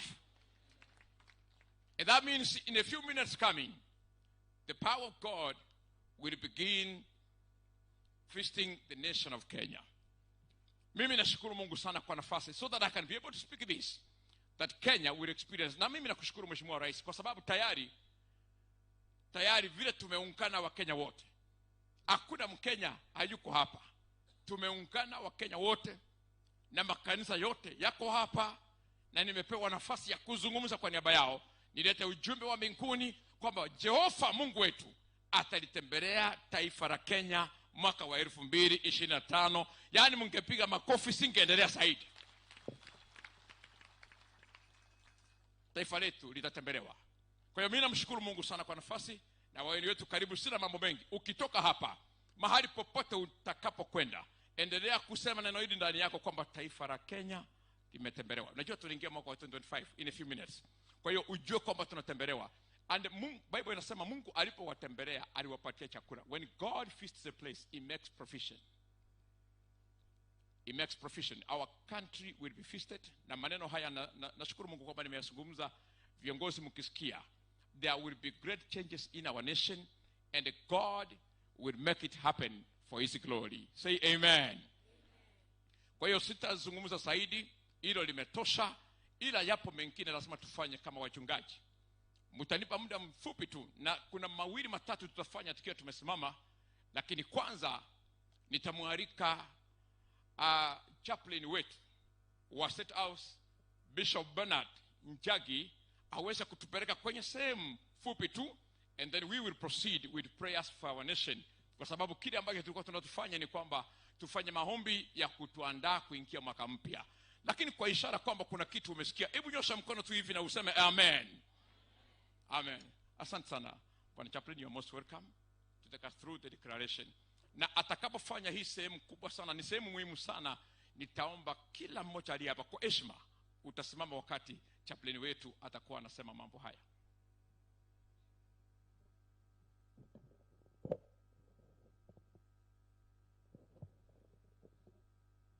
Kwa ruhusa yako Your Excellency, ningeomba tusimame as we make this declaration.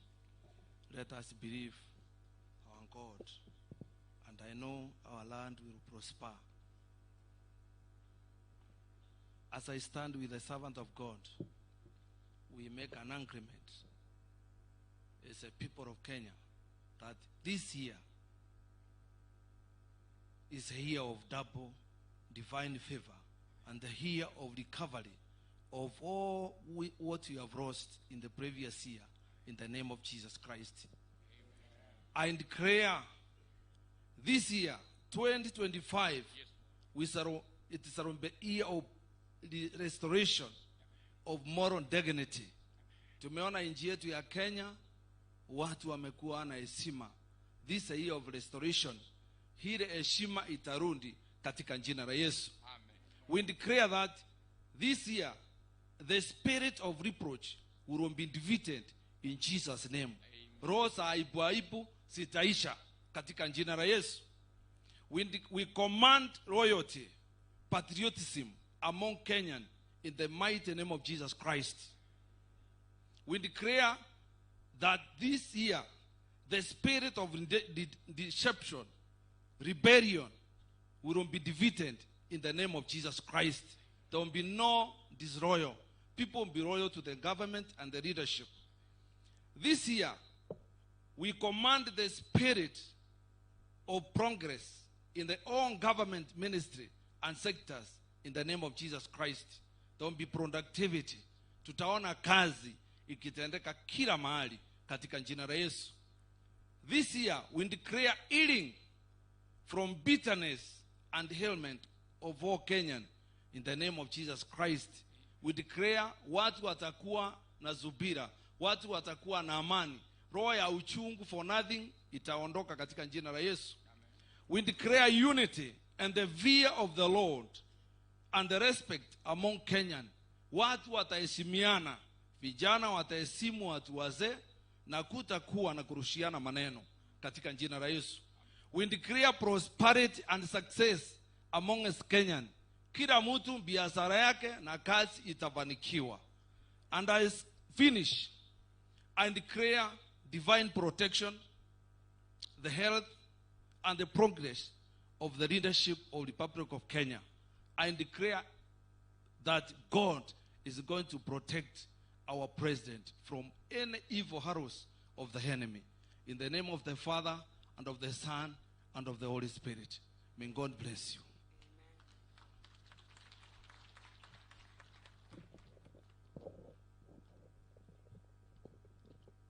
Mheshimiwa Rais na viongozi wote mlio hapa, bado tuko kwenye maombi.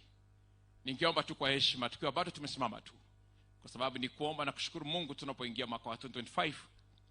Nimwalike Fika General wa kanisa letu la Katoliki aweze kuomba kwa niaba ya makanisa na kanisa la taifa la Kenya. Fika General, you're most welcome. In the name of the Father, and of the Son, and of the Holy Spirit. Almighty God, our Heavenly Father, we gather before you today at the close and the end of the 2024, the year. We are thanking you for what you have given us and what you have been to us as we usher in the year 2025. We are here to offer you thanks and to seek for your guidance and protection. We thank you for the beautiful land of Kenya, for these people, and for the blessings we have received in the year ending 2024. We recognize that all good things come from you, and we are grateful for your abundant grace. We pray for our spiritual leaders and state leaders, and in particular, His Excellency, the President, Dr. William Samoei Ruto, the Cabinet, the governors, the senators, and all those entrusted with the security of our nation. Grant them wisdom, courage, and integrity as they serve the people of Kenya. May they always act with justice and compassion, seeking the common good above all for every Kenyan. We pray for peace and unity throughout our land. May the spirit of harmony prevail among all Kenyans, regardless of their background or beliefs, their churches, their practice. Grant us the grace to overcome our differences and work together to build a more just and equitable society in Kenya. As we step into the new year, 2025, Almighty God, we ask for your continued blessings upon all the churches in Kenya to be the source of wisdom, moral integrity, and spiritual formation for a better Kenya. Guide our steps, protect our nation, and grant us the hope and resilience to face the challenges that lie ahead. May we as Kenyans and from different churches strive to be a beacon of light and hope in Kenya, in Africa, and in the entire world. We ask all this through Christ our Lord. In the name of the Father, and of the Son, and of the Holy Spirit. Ndugu zangu wa Kristo, tunapozidi kumshukuru Mungu kwa njia hiyo, niruhusu kwa heshima, kwa sababu serikali ya Mheshimiwa Rais ni serikali ambayo iliingia madarakani kwa maombi, na tunaamini kabisa kwenye maombi. Tumekuwa tukiomba, tunaomba na tutazidi kuomba, na wengi wa viongozi wetu kwenye serikali ni watu wanaompenda Mungu na wanaomba. Niruhusu kwa heshima hiyo nimwalike Mheshimiwa Chief Whip ili akatupeleke kwenye sehemu nyingine ya kuomba kwa ajili ya bunge letu na serikali yote kwa ujumla. Mheshimiwa Silvano Sosoro, tafadhali. Let us pray. Almighty Father above, we come before you this very night, 20 minutes before, Lord, we move to the new year 2025. Lord, with humility, we humble ourselves, Father, before you, worshiping you and thanking you, Father, for your goodness and the gracious hand that you've extended upon us, my Father, in the year 2024. Thank you, Lord, because you say in your word that the leadership that is placed on earth, my Father, in the book of Romans chapter 13, that the leadership is placed by you, King of Glory. Father, Lord, at times, Jesus, we get overwhelmed as a leadership. At times, my Father, we seek your face even when we hit the rock, King of Glory. How we pray, Jesus, that tonight, as we usher in the new year, King of Glory, where we may have gone astray, Father, in 2024, we seek your face of forgiveness. That may you, Jesus, forgive us. May you, Jesus, direct our path. May you, Jesus, direct our ways. May you, Jesus, redirect our routes, King of Glory. We thank you, Lord, for the leadership that you've placed in this country, in all the three arms of government. We thank you for His Excellency, the President. The Lord, you've bestowed upon him, King of Glory, the burden, King of Glory, of defining the direction of this country. Father, Lord, how we pray, Jesus, that, Father, you give him wisdom. You give him strength. As a human being, King of Glory, sometimes the spirit may be willing, but the body becomes weak. And that is why, Father, we pray for him. The Lord, you visit him at his point of need. You visit his cabinet at his point of need. You visit, Lord, his team at its point of need, King of Glory. That you guide the structure of governance of this country. That we place all the programs that he has, King of Glory, and the vision of this country before your able hands, my Father. May you lead his vision. Father, in the spirit of patriotism, there is no person, Lord, that wants this country to fail. We can only have one leader at a time. That at this point in time, Lord, you saw it fit to have His Excellency President William Ruto to be president. Father, may you guide his routes. May you protect him. May you surround him by your holy angels. That there is no weapon that has been fashioned against him that is going to prosper in the year 2025. He is covered by your blood. He is protected by your blood. No evil spirit is going to befall his way in the mighty name of Jesus. Lord, we pray, Father, for the leadership of the National Assembly. We pray for the leadership of the Senate. Father, even at times we make laws, King of Glory. Sometimes, my Father, in our pursuit of our work, Father, we sometimes get, King of Glory, misunderstood, King of Glory.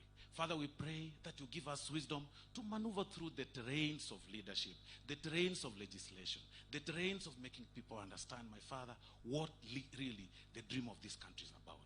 Help us, King of Glory, realize, King of Glory, that we've been placed there by you, that will lead the people according to your will. Because it is you that has placed us, my Father. We pray for the judiciary, that as they sit there in their courts, as they sit, Lord, to decide the cases, to bring justice for the people of this country, give them wisdom. Let your words, Lord, befall them. Let your wisdom guide their paths, guide their judgment, guide their route, King of Glory. Because it is you that, Lord, places them in those places. Lord, we want to worship you generally, Lord, for this country that you've given unto us. You've trusted, you've graced this generation at this point in time. That, Lord, we be in this generation at this time. Give us a soft heart. Give us an understanding heart. Guide our path. Raise our youth, Lord, according to your will. Give them a heart, Lord, of understanding things. And help us, King of Glory, explain to people in a way, Lord, that they can understand. So that as even we go to 2025, your will be done in our lives. We jump over to the year 2025, more rejuvenated and more confident of your presence. We will not jump this year, Father, without you. That is why we seek your face as a leadership. May you start with us, because anything that starts with you, it ends well. The year of 2025 will be a year of blessings, better than the year of 2024.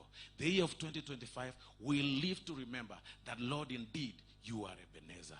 The far you've brought us, King of Glory. When you look back, my Father, through the terrains that you've helped us, Father, pass through, the hills and valleys, the challenges that we faced, King of Glory, you saw us through we can only say thank you. We can only say you are Ebenezer. May you, Jesus, be exalted, be lifted. We humble ourselves for you to be raised. We thank you for everything. In Jesus' name we pray.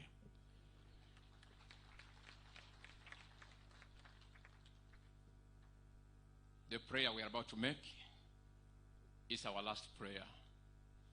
Kwa hiyo nawashukuru sana kwa kuvumilia kusimama. Mheshimiwa Rais, Biblia inafundisha kwamba baba ndiye kuhani wa mji. And you are our father, you are the father of this nation, and God gave you this time for a season as this. You are appointed by God. Ukiwa baba yetu, Mheshimiwa Rais, kwa heshima ningependa kukuomba kama baba na kama kuhani wa taifa la Kenya, uje utuombe.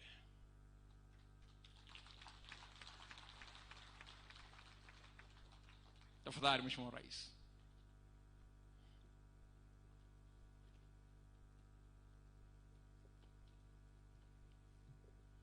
Let's pray. Heavenly Father, we want to come before you these last minutes of year 2024. Thanking you, Heavenly Father, for your providence, your help, your guidance, your protection upon this nation in the year 2024. We thank you for all the good, all the progress that was achieved in the year 2024. Heavenly Father, we thank you for lifting us up even when we stumble. Heavenly Father, we want to thank you for the protection upon this nation and for remembering us at every turn and at every opportunity. Father, we have 2025 in a few minutes. We ask you, Heavenly Father, that you go ahead of us in the year 2025 so that you can protect this nation, so that you can give us prosperity, so that you can grant us progress. Heavenly Father, we pray over our children, the blessing that you have given to our nation, our young men and women, the children of Kenya. We pray over them that, Heavenly Father, in them you will help us to mentor them, to help them, to guide them, to speak to them as parents, and to guide them. Heavenly Father, help us to bring up God-fearing children, the children of our nation. Help us to educate them. Help us to support them even in health. We pray over the children of our nation. Protect them from bad influence. Protect them from drugs. Protect them from negative influence. Heavenly Father, we pray over the children of our Kenya. Jehovah, I want to commit every leader in our nation, at every stage, our MCAs, our members of parliament, our governors, speakers of houses, our judiciary, every leader in Kenya. All of us, Heavenly Father, you have granted us the opportunity to lead your people. Help us to understand and to know your will for this nation.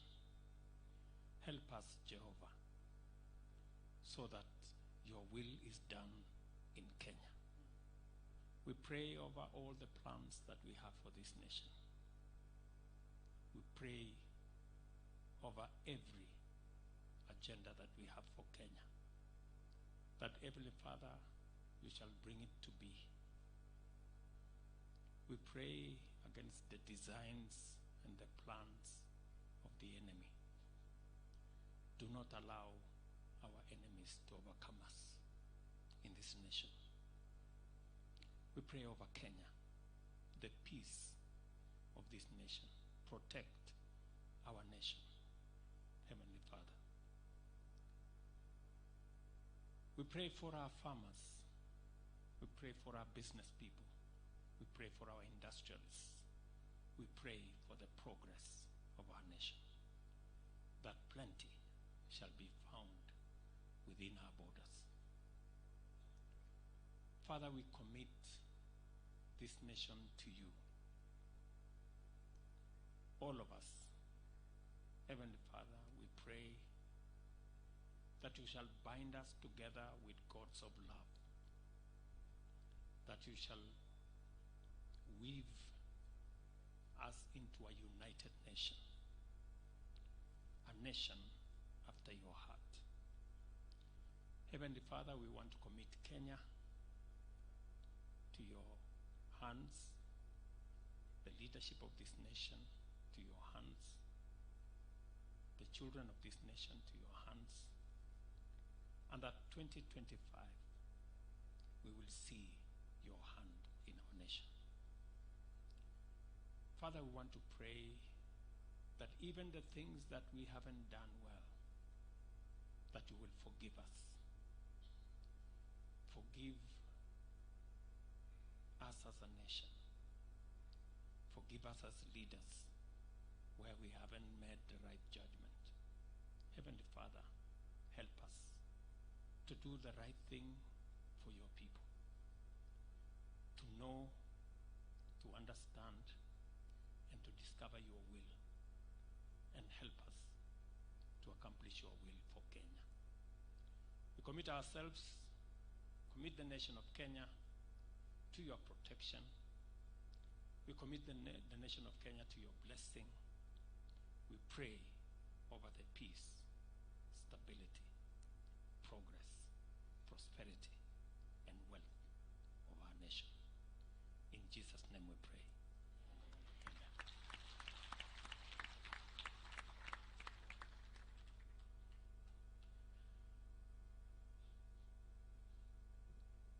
Baba, kwa jina la Yesu Kristo, nakushukuru sana kwa sababu ya watoto wako, na kwa sababu ya uvumilivu, na kwa sababu ya maombi ambayo yamefanywa.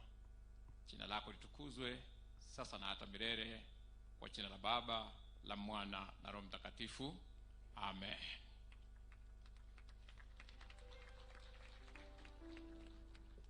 Naomba kwa heshima tuweze kuketi. We have 6 minutes, just above 6 minutes to go before we get to midnight. So we shall request that the band that is ready to give us a rendition of some music as we now just wait for the countdown, which is going to be 10 seconds before midnight. And again, we shall invite His Excellency to just count us down when it's 10 seconds to midnight. But for now, I'll hand over to the entertainment team to give us a rendition of a few songs, paying attention to the time. We have 6.5 minutes to go. Dr. Otoyo and your team, please take. Dr. B on these, ladies and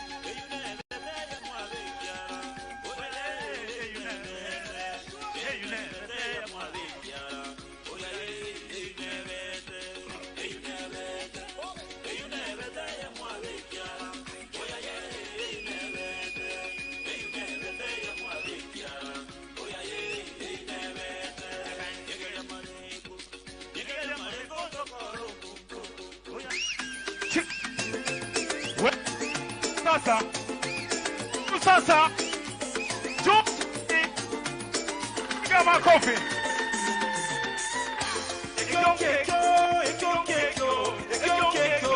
enyanga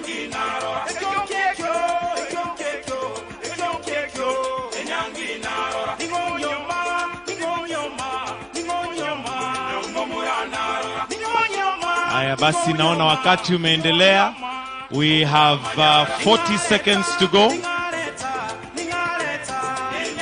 And we'll have His Excellency counting us down from 10. Na nataka tutahesabu pamoja. We have 30 seconds.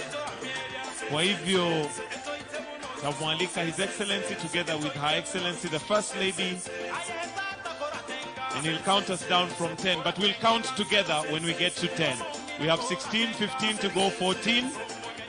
Cut the music.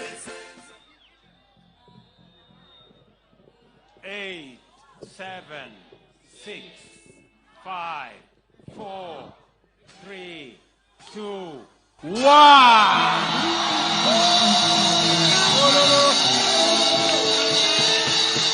Happy New Year, Happy New Year, Happy New Year.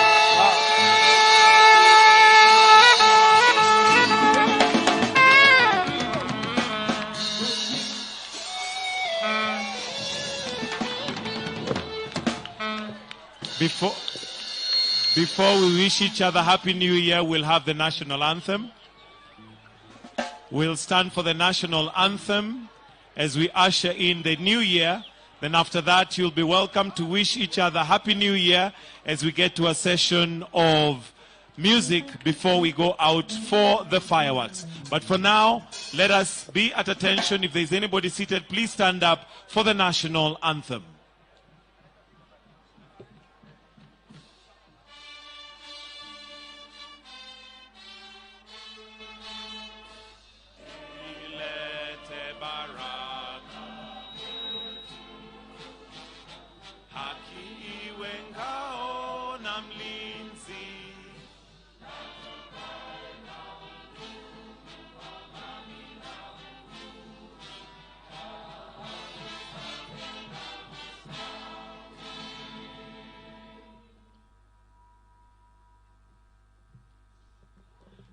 Now you can wish each other Happy New Year, Happy New Year, as we get to a session of enjoying music before we proceed for the fireworks.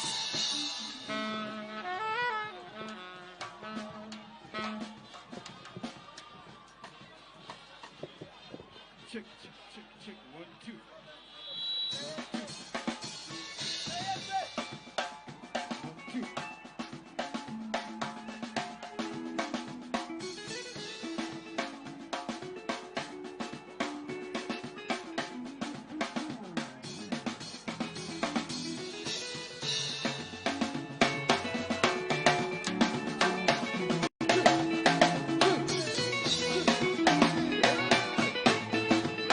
Hapo tumefika Baba, ni nguvu zako, ndiposa tunasema wewe ni Ebeneza.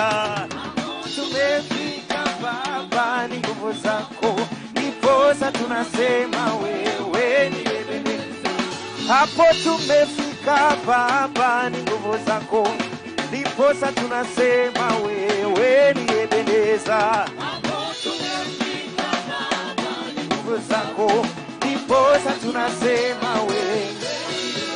Oh, hapo tumefika Baba, ni nguvu zako, ndiposa tunasema wewe ni Ebeneza yo. Tumefika Baba, ni nguvu zako, ndiposa tunasema wewe ni Ebeneza, wewe ni Ebeneza, wewe ni Ebeneza, wewe ni Ebeneza. Vigelegele kwa Yesu. Oh, wewe ni Ebeneza, wewe ni Ebeneza, wewe ni Ebeneza, wewe ni Ebeneza. Vigelegele. Piga makofi, vigelegele kwa Yesu. Unapiga makofi, piga, unapiga makofi, piga, unapiga makofi, unapiga makofi, unapiga makofi, unapiga makofi, unapiga makofi, piga, piga, piga, wapi vigelegele? chini. Bina na yo, yo. Ale bina na yo. Ale bina na yo, yo.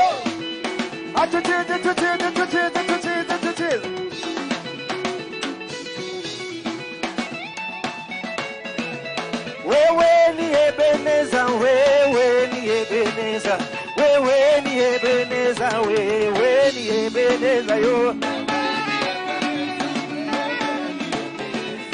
Wewe ni Ebeneza, wewe. Bwana wewe ni Ebeneza, wewe ni Ebeneza, wewe ni Ebeneza, wewe ni Ebeneza. Vigelegele kwa Yesu.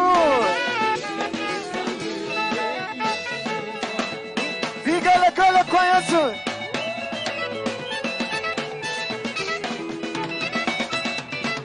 Asante Yesu kwa kuwa wewe ni mwema. Oh, asante Yesu kwa kuwa wewe yu mwema. Asante Bwana kwa kuwa wewe yu mwema. Asante Yesu kwa kuwa umetubariki, umetuinua kwa kuwa wewe yu mwema. Oh, umetufikisha mwaka nyingine kwa kuwa wewe yu mwema. Tunapiga vigelegele, vigelegele, vigelegele yo. Asante Yesu kwa kuwa tunapiga shangwe na vigelegele, vigelegele yo yo. Hey, my God is good, oh. Hey, my God is good, oh.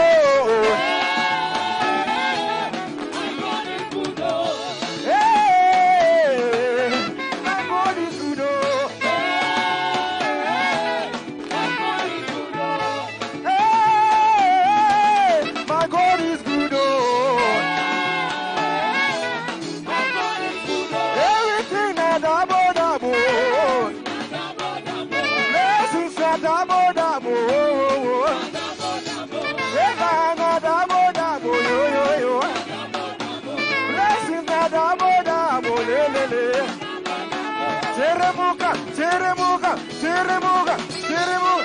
Ale teremuka chini kwa chini. Teremuka chini kwa dade. Teremuka chini kwa chini. Teremuka chini kwa. Ekele kele, ah ah. Ekele kele, lele lele. Ekele kele, zame wa moyo. Ekele kele, ye wa moyo. Ekele kele. Ale winner, winner, winner, winner, winner, winner.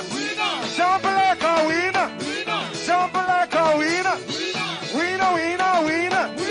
Winner, winner, winner. Winner, winner, winner. Jump like a winner.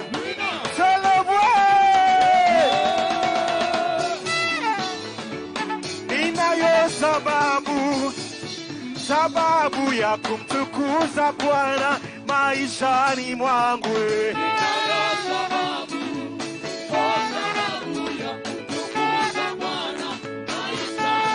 Ninayo sababu ya kumtukuza Bwana maishani mwangu. Sababu ya kumtukuza Bwana maishani. Ninayo sababu ya kumtukuza Bwana maishani mwangu. Ninayo sababu ya kumtukuza Bwana maishani mwangu. Amenitendea yo. Oh, Emmanueli, Emmanueli, Emmanueli. Ruka. Amenitendea yo yo.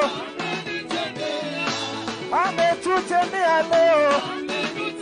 Immanueli, Immanueli, amenitendea Immanueli. Oh, ametutendea yo, ametutendea yo. Immanueli, Immanueli, Immanueli. Ruka, ruka, ruka, ruka, ruka, ruka, ruka, ruka, ruka, ruka kama mshindi, ruka kama mshindi, ruka, ruka, ruka, ruka, ruka, ruka, vigele, gele, vigele, gele.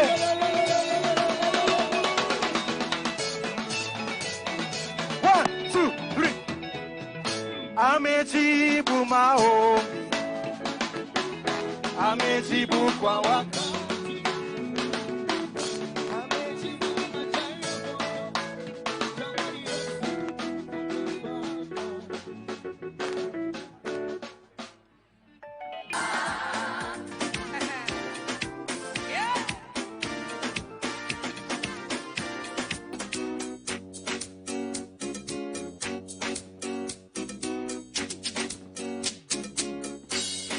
Yesu Kristo akuita kuokoe, uachane na dhambi ya kuokoe. Uachane na dhambi ya kuokoe, ni wega sudu.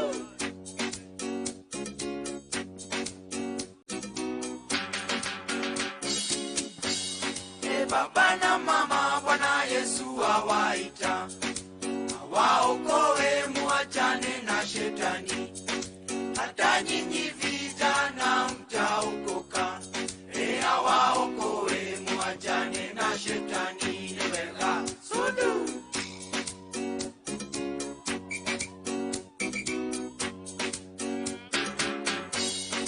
Hata waganga Bwana Yesu awaita, awaokoe, muachane na uganga. Alikufa kwa sababu ya dhambi zenyu, alikufa kwa sababu ya dhambi zenyu, ni wega sudu.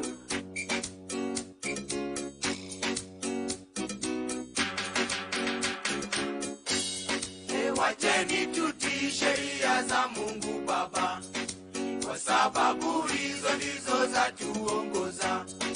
Tusizivunje sheria za Mungu.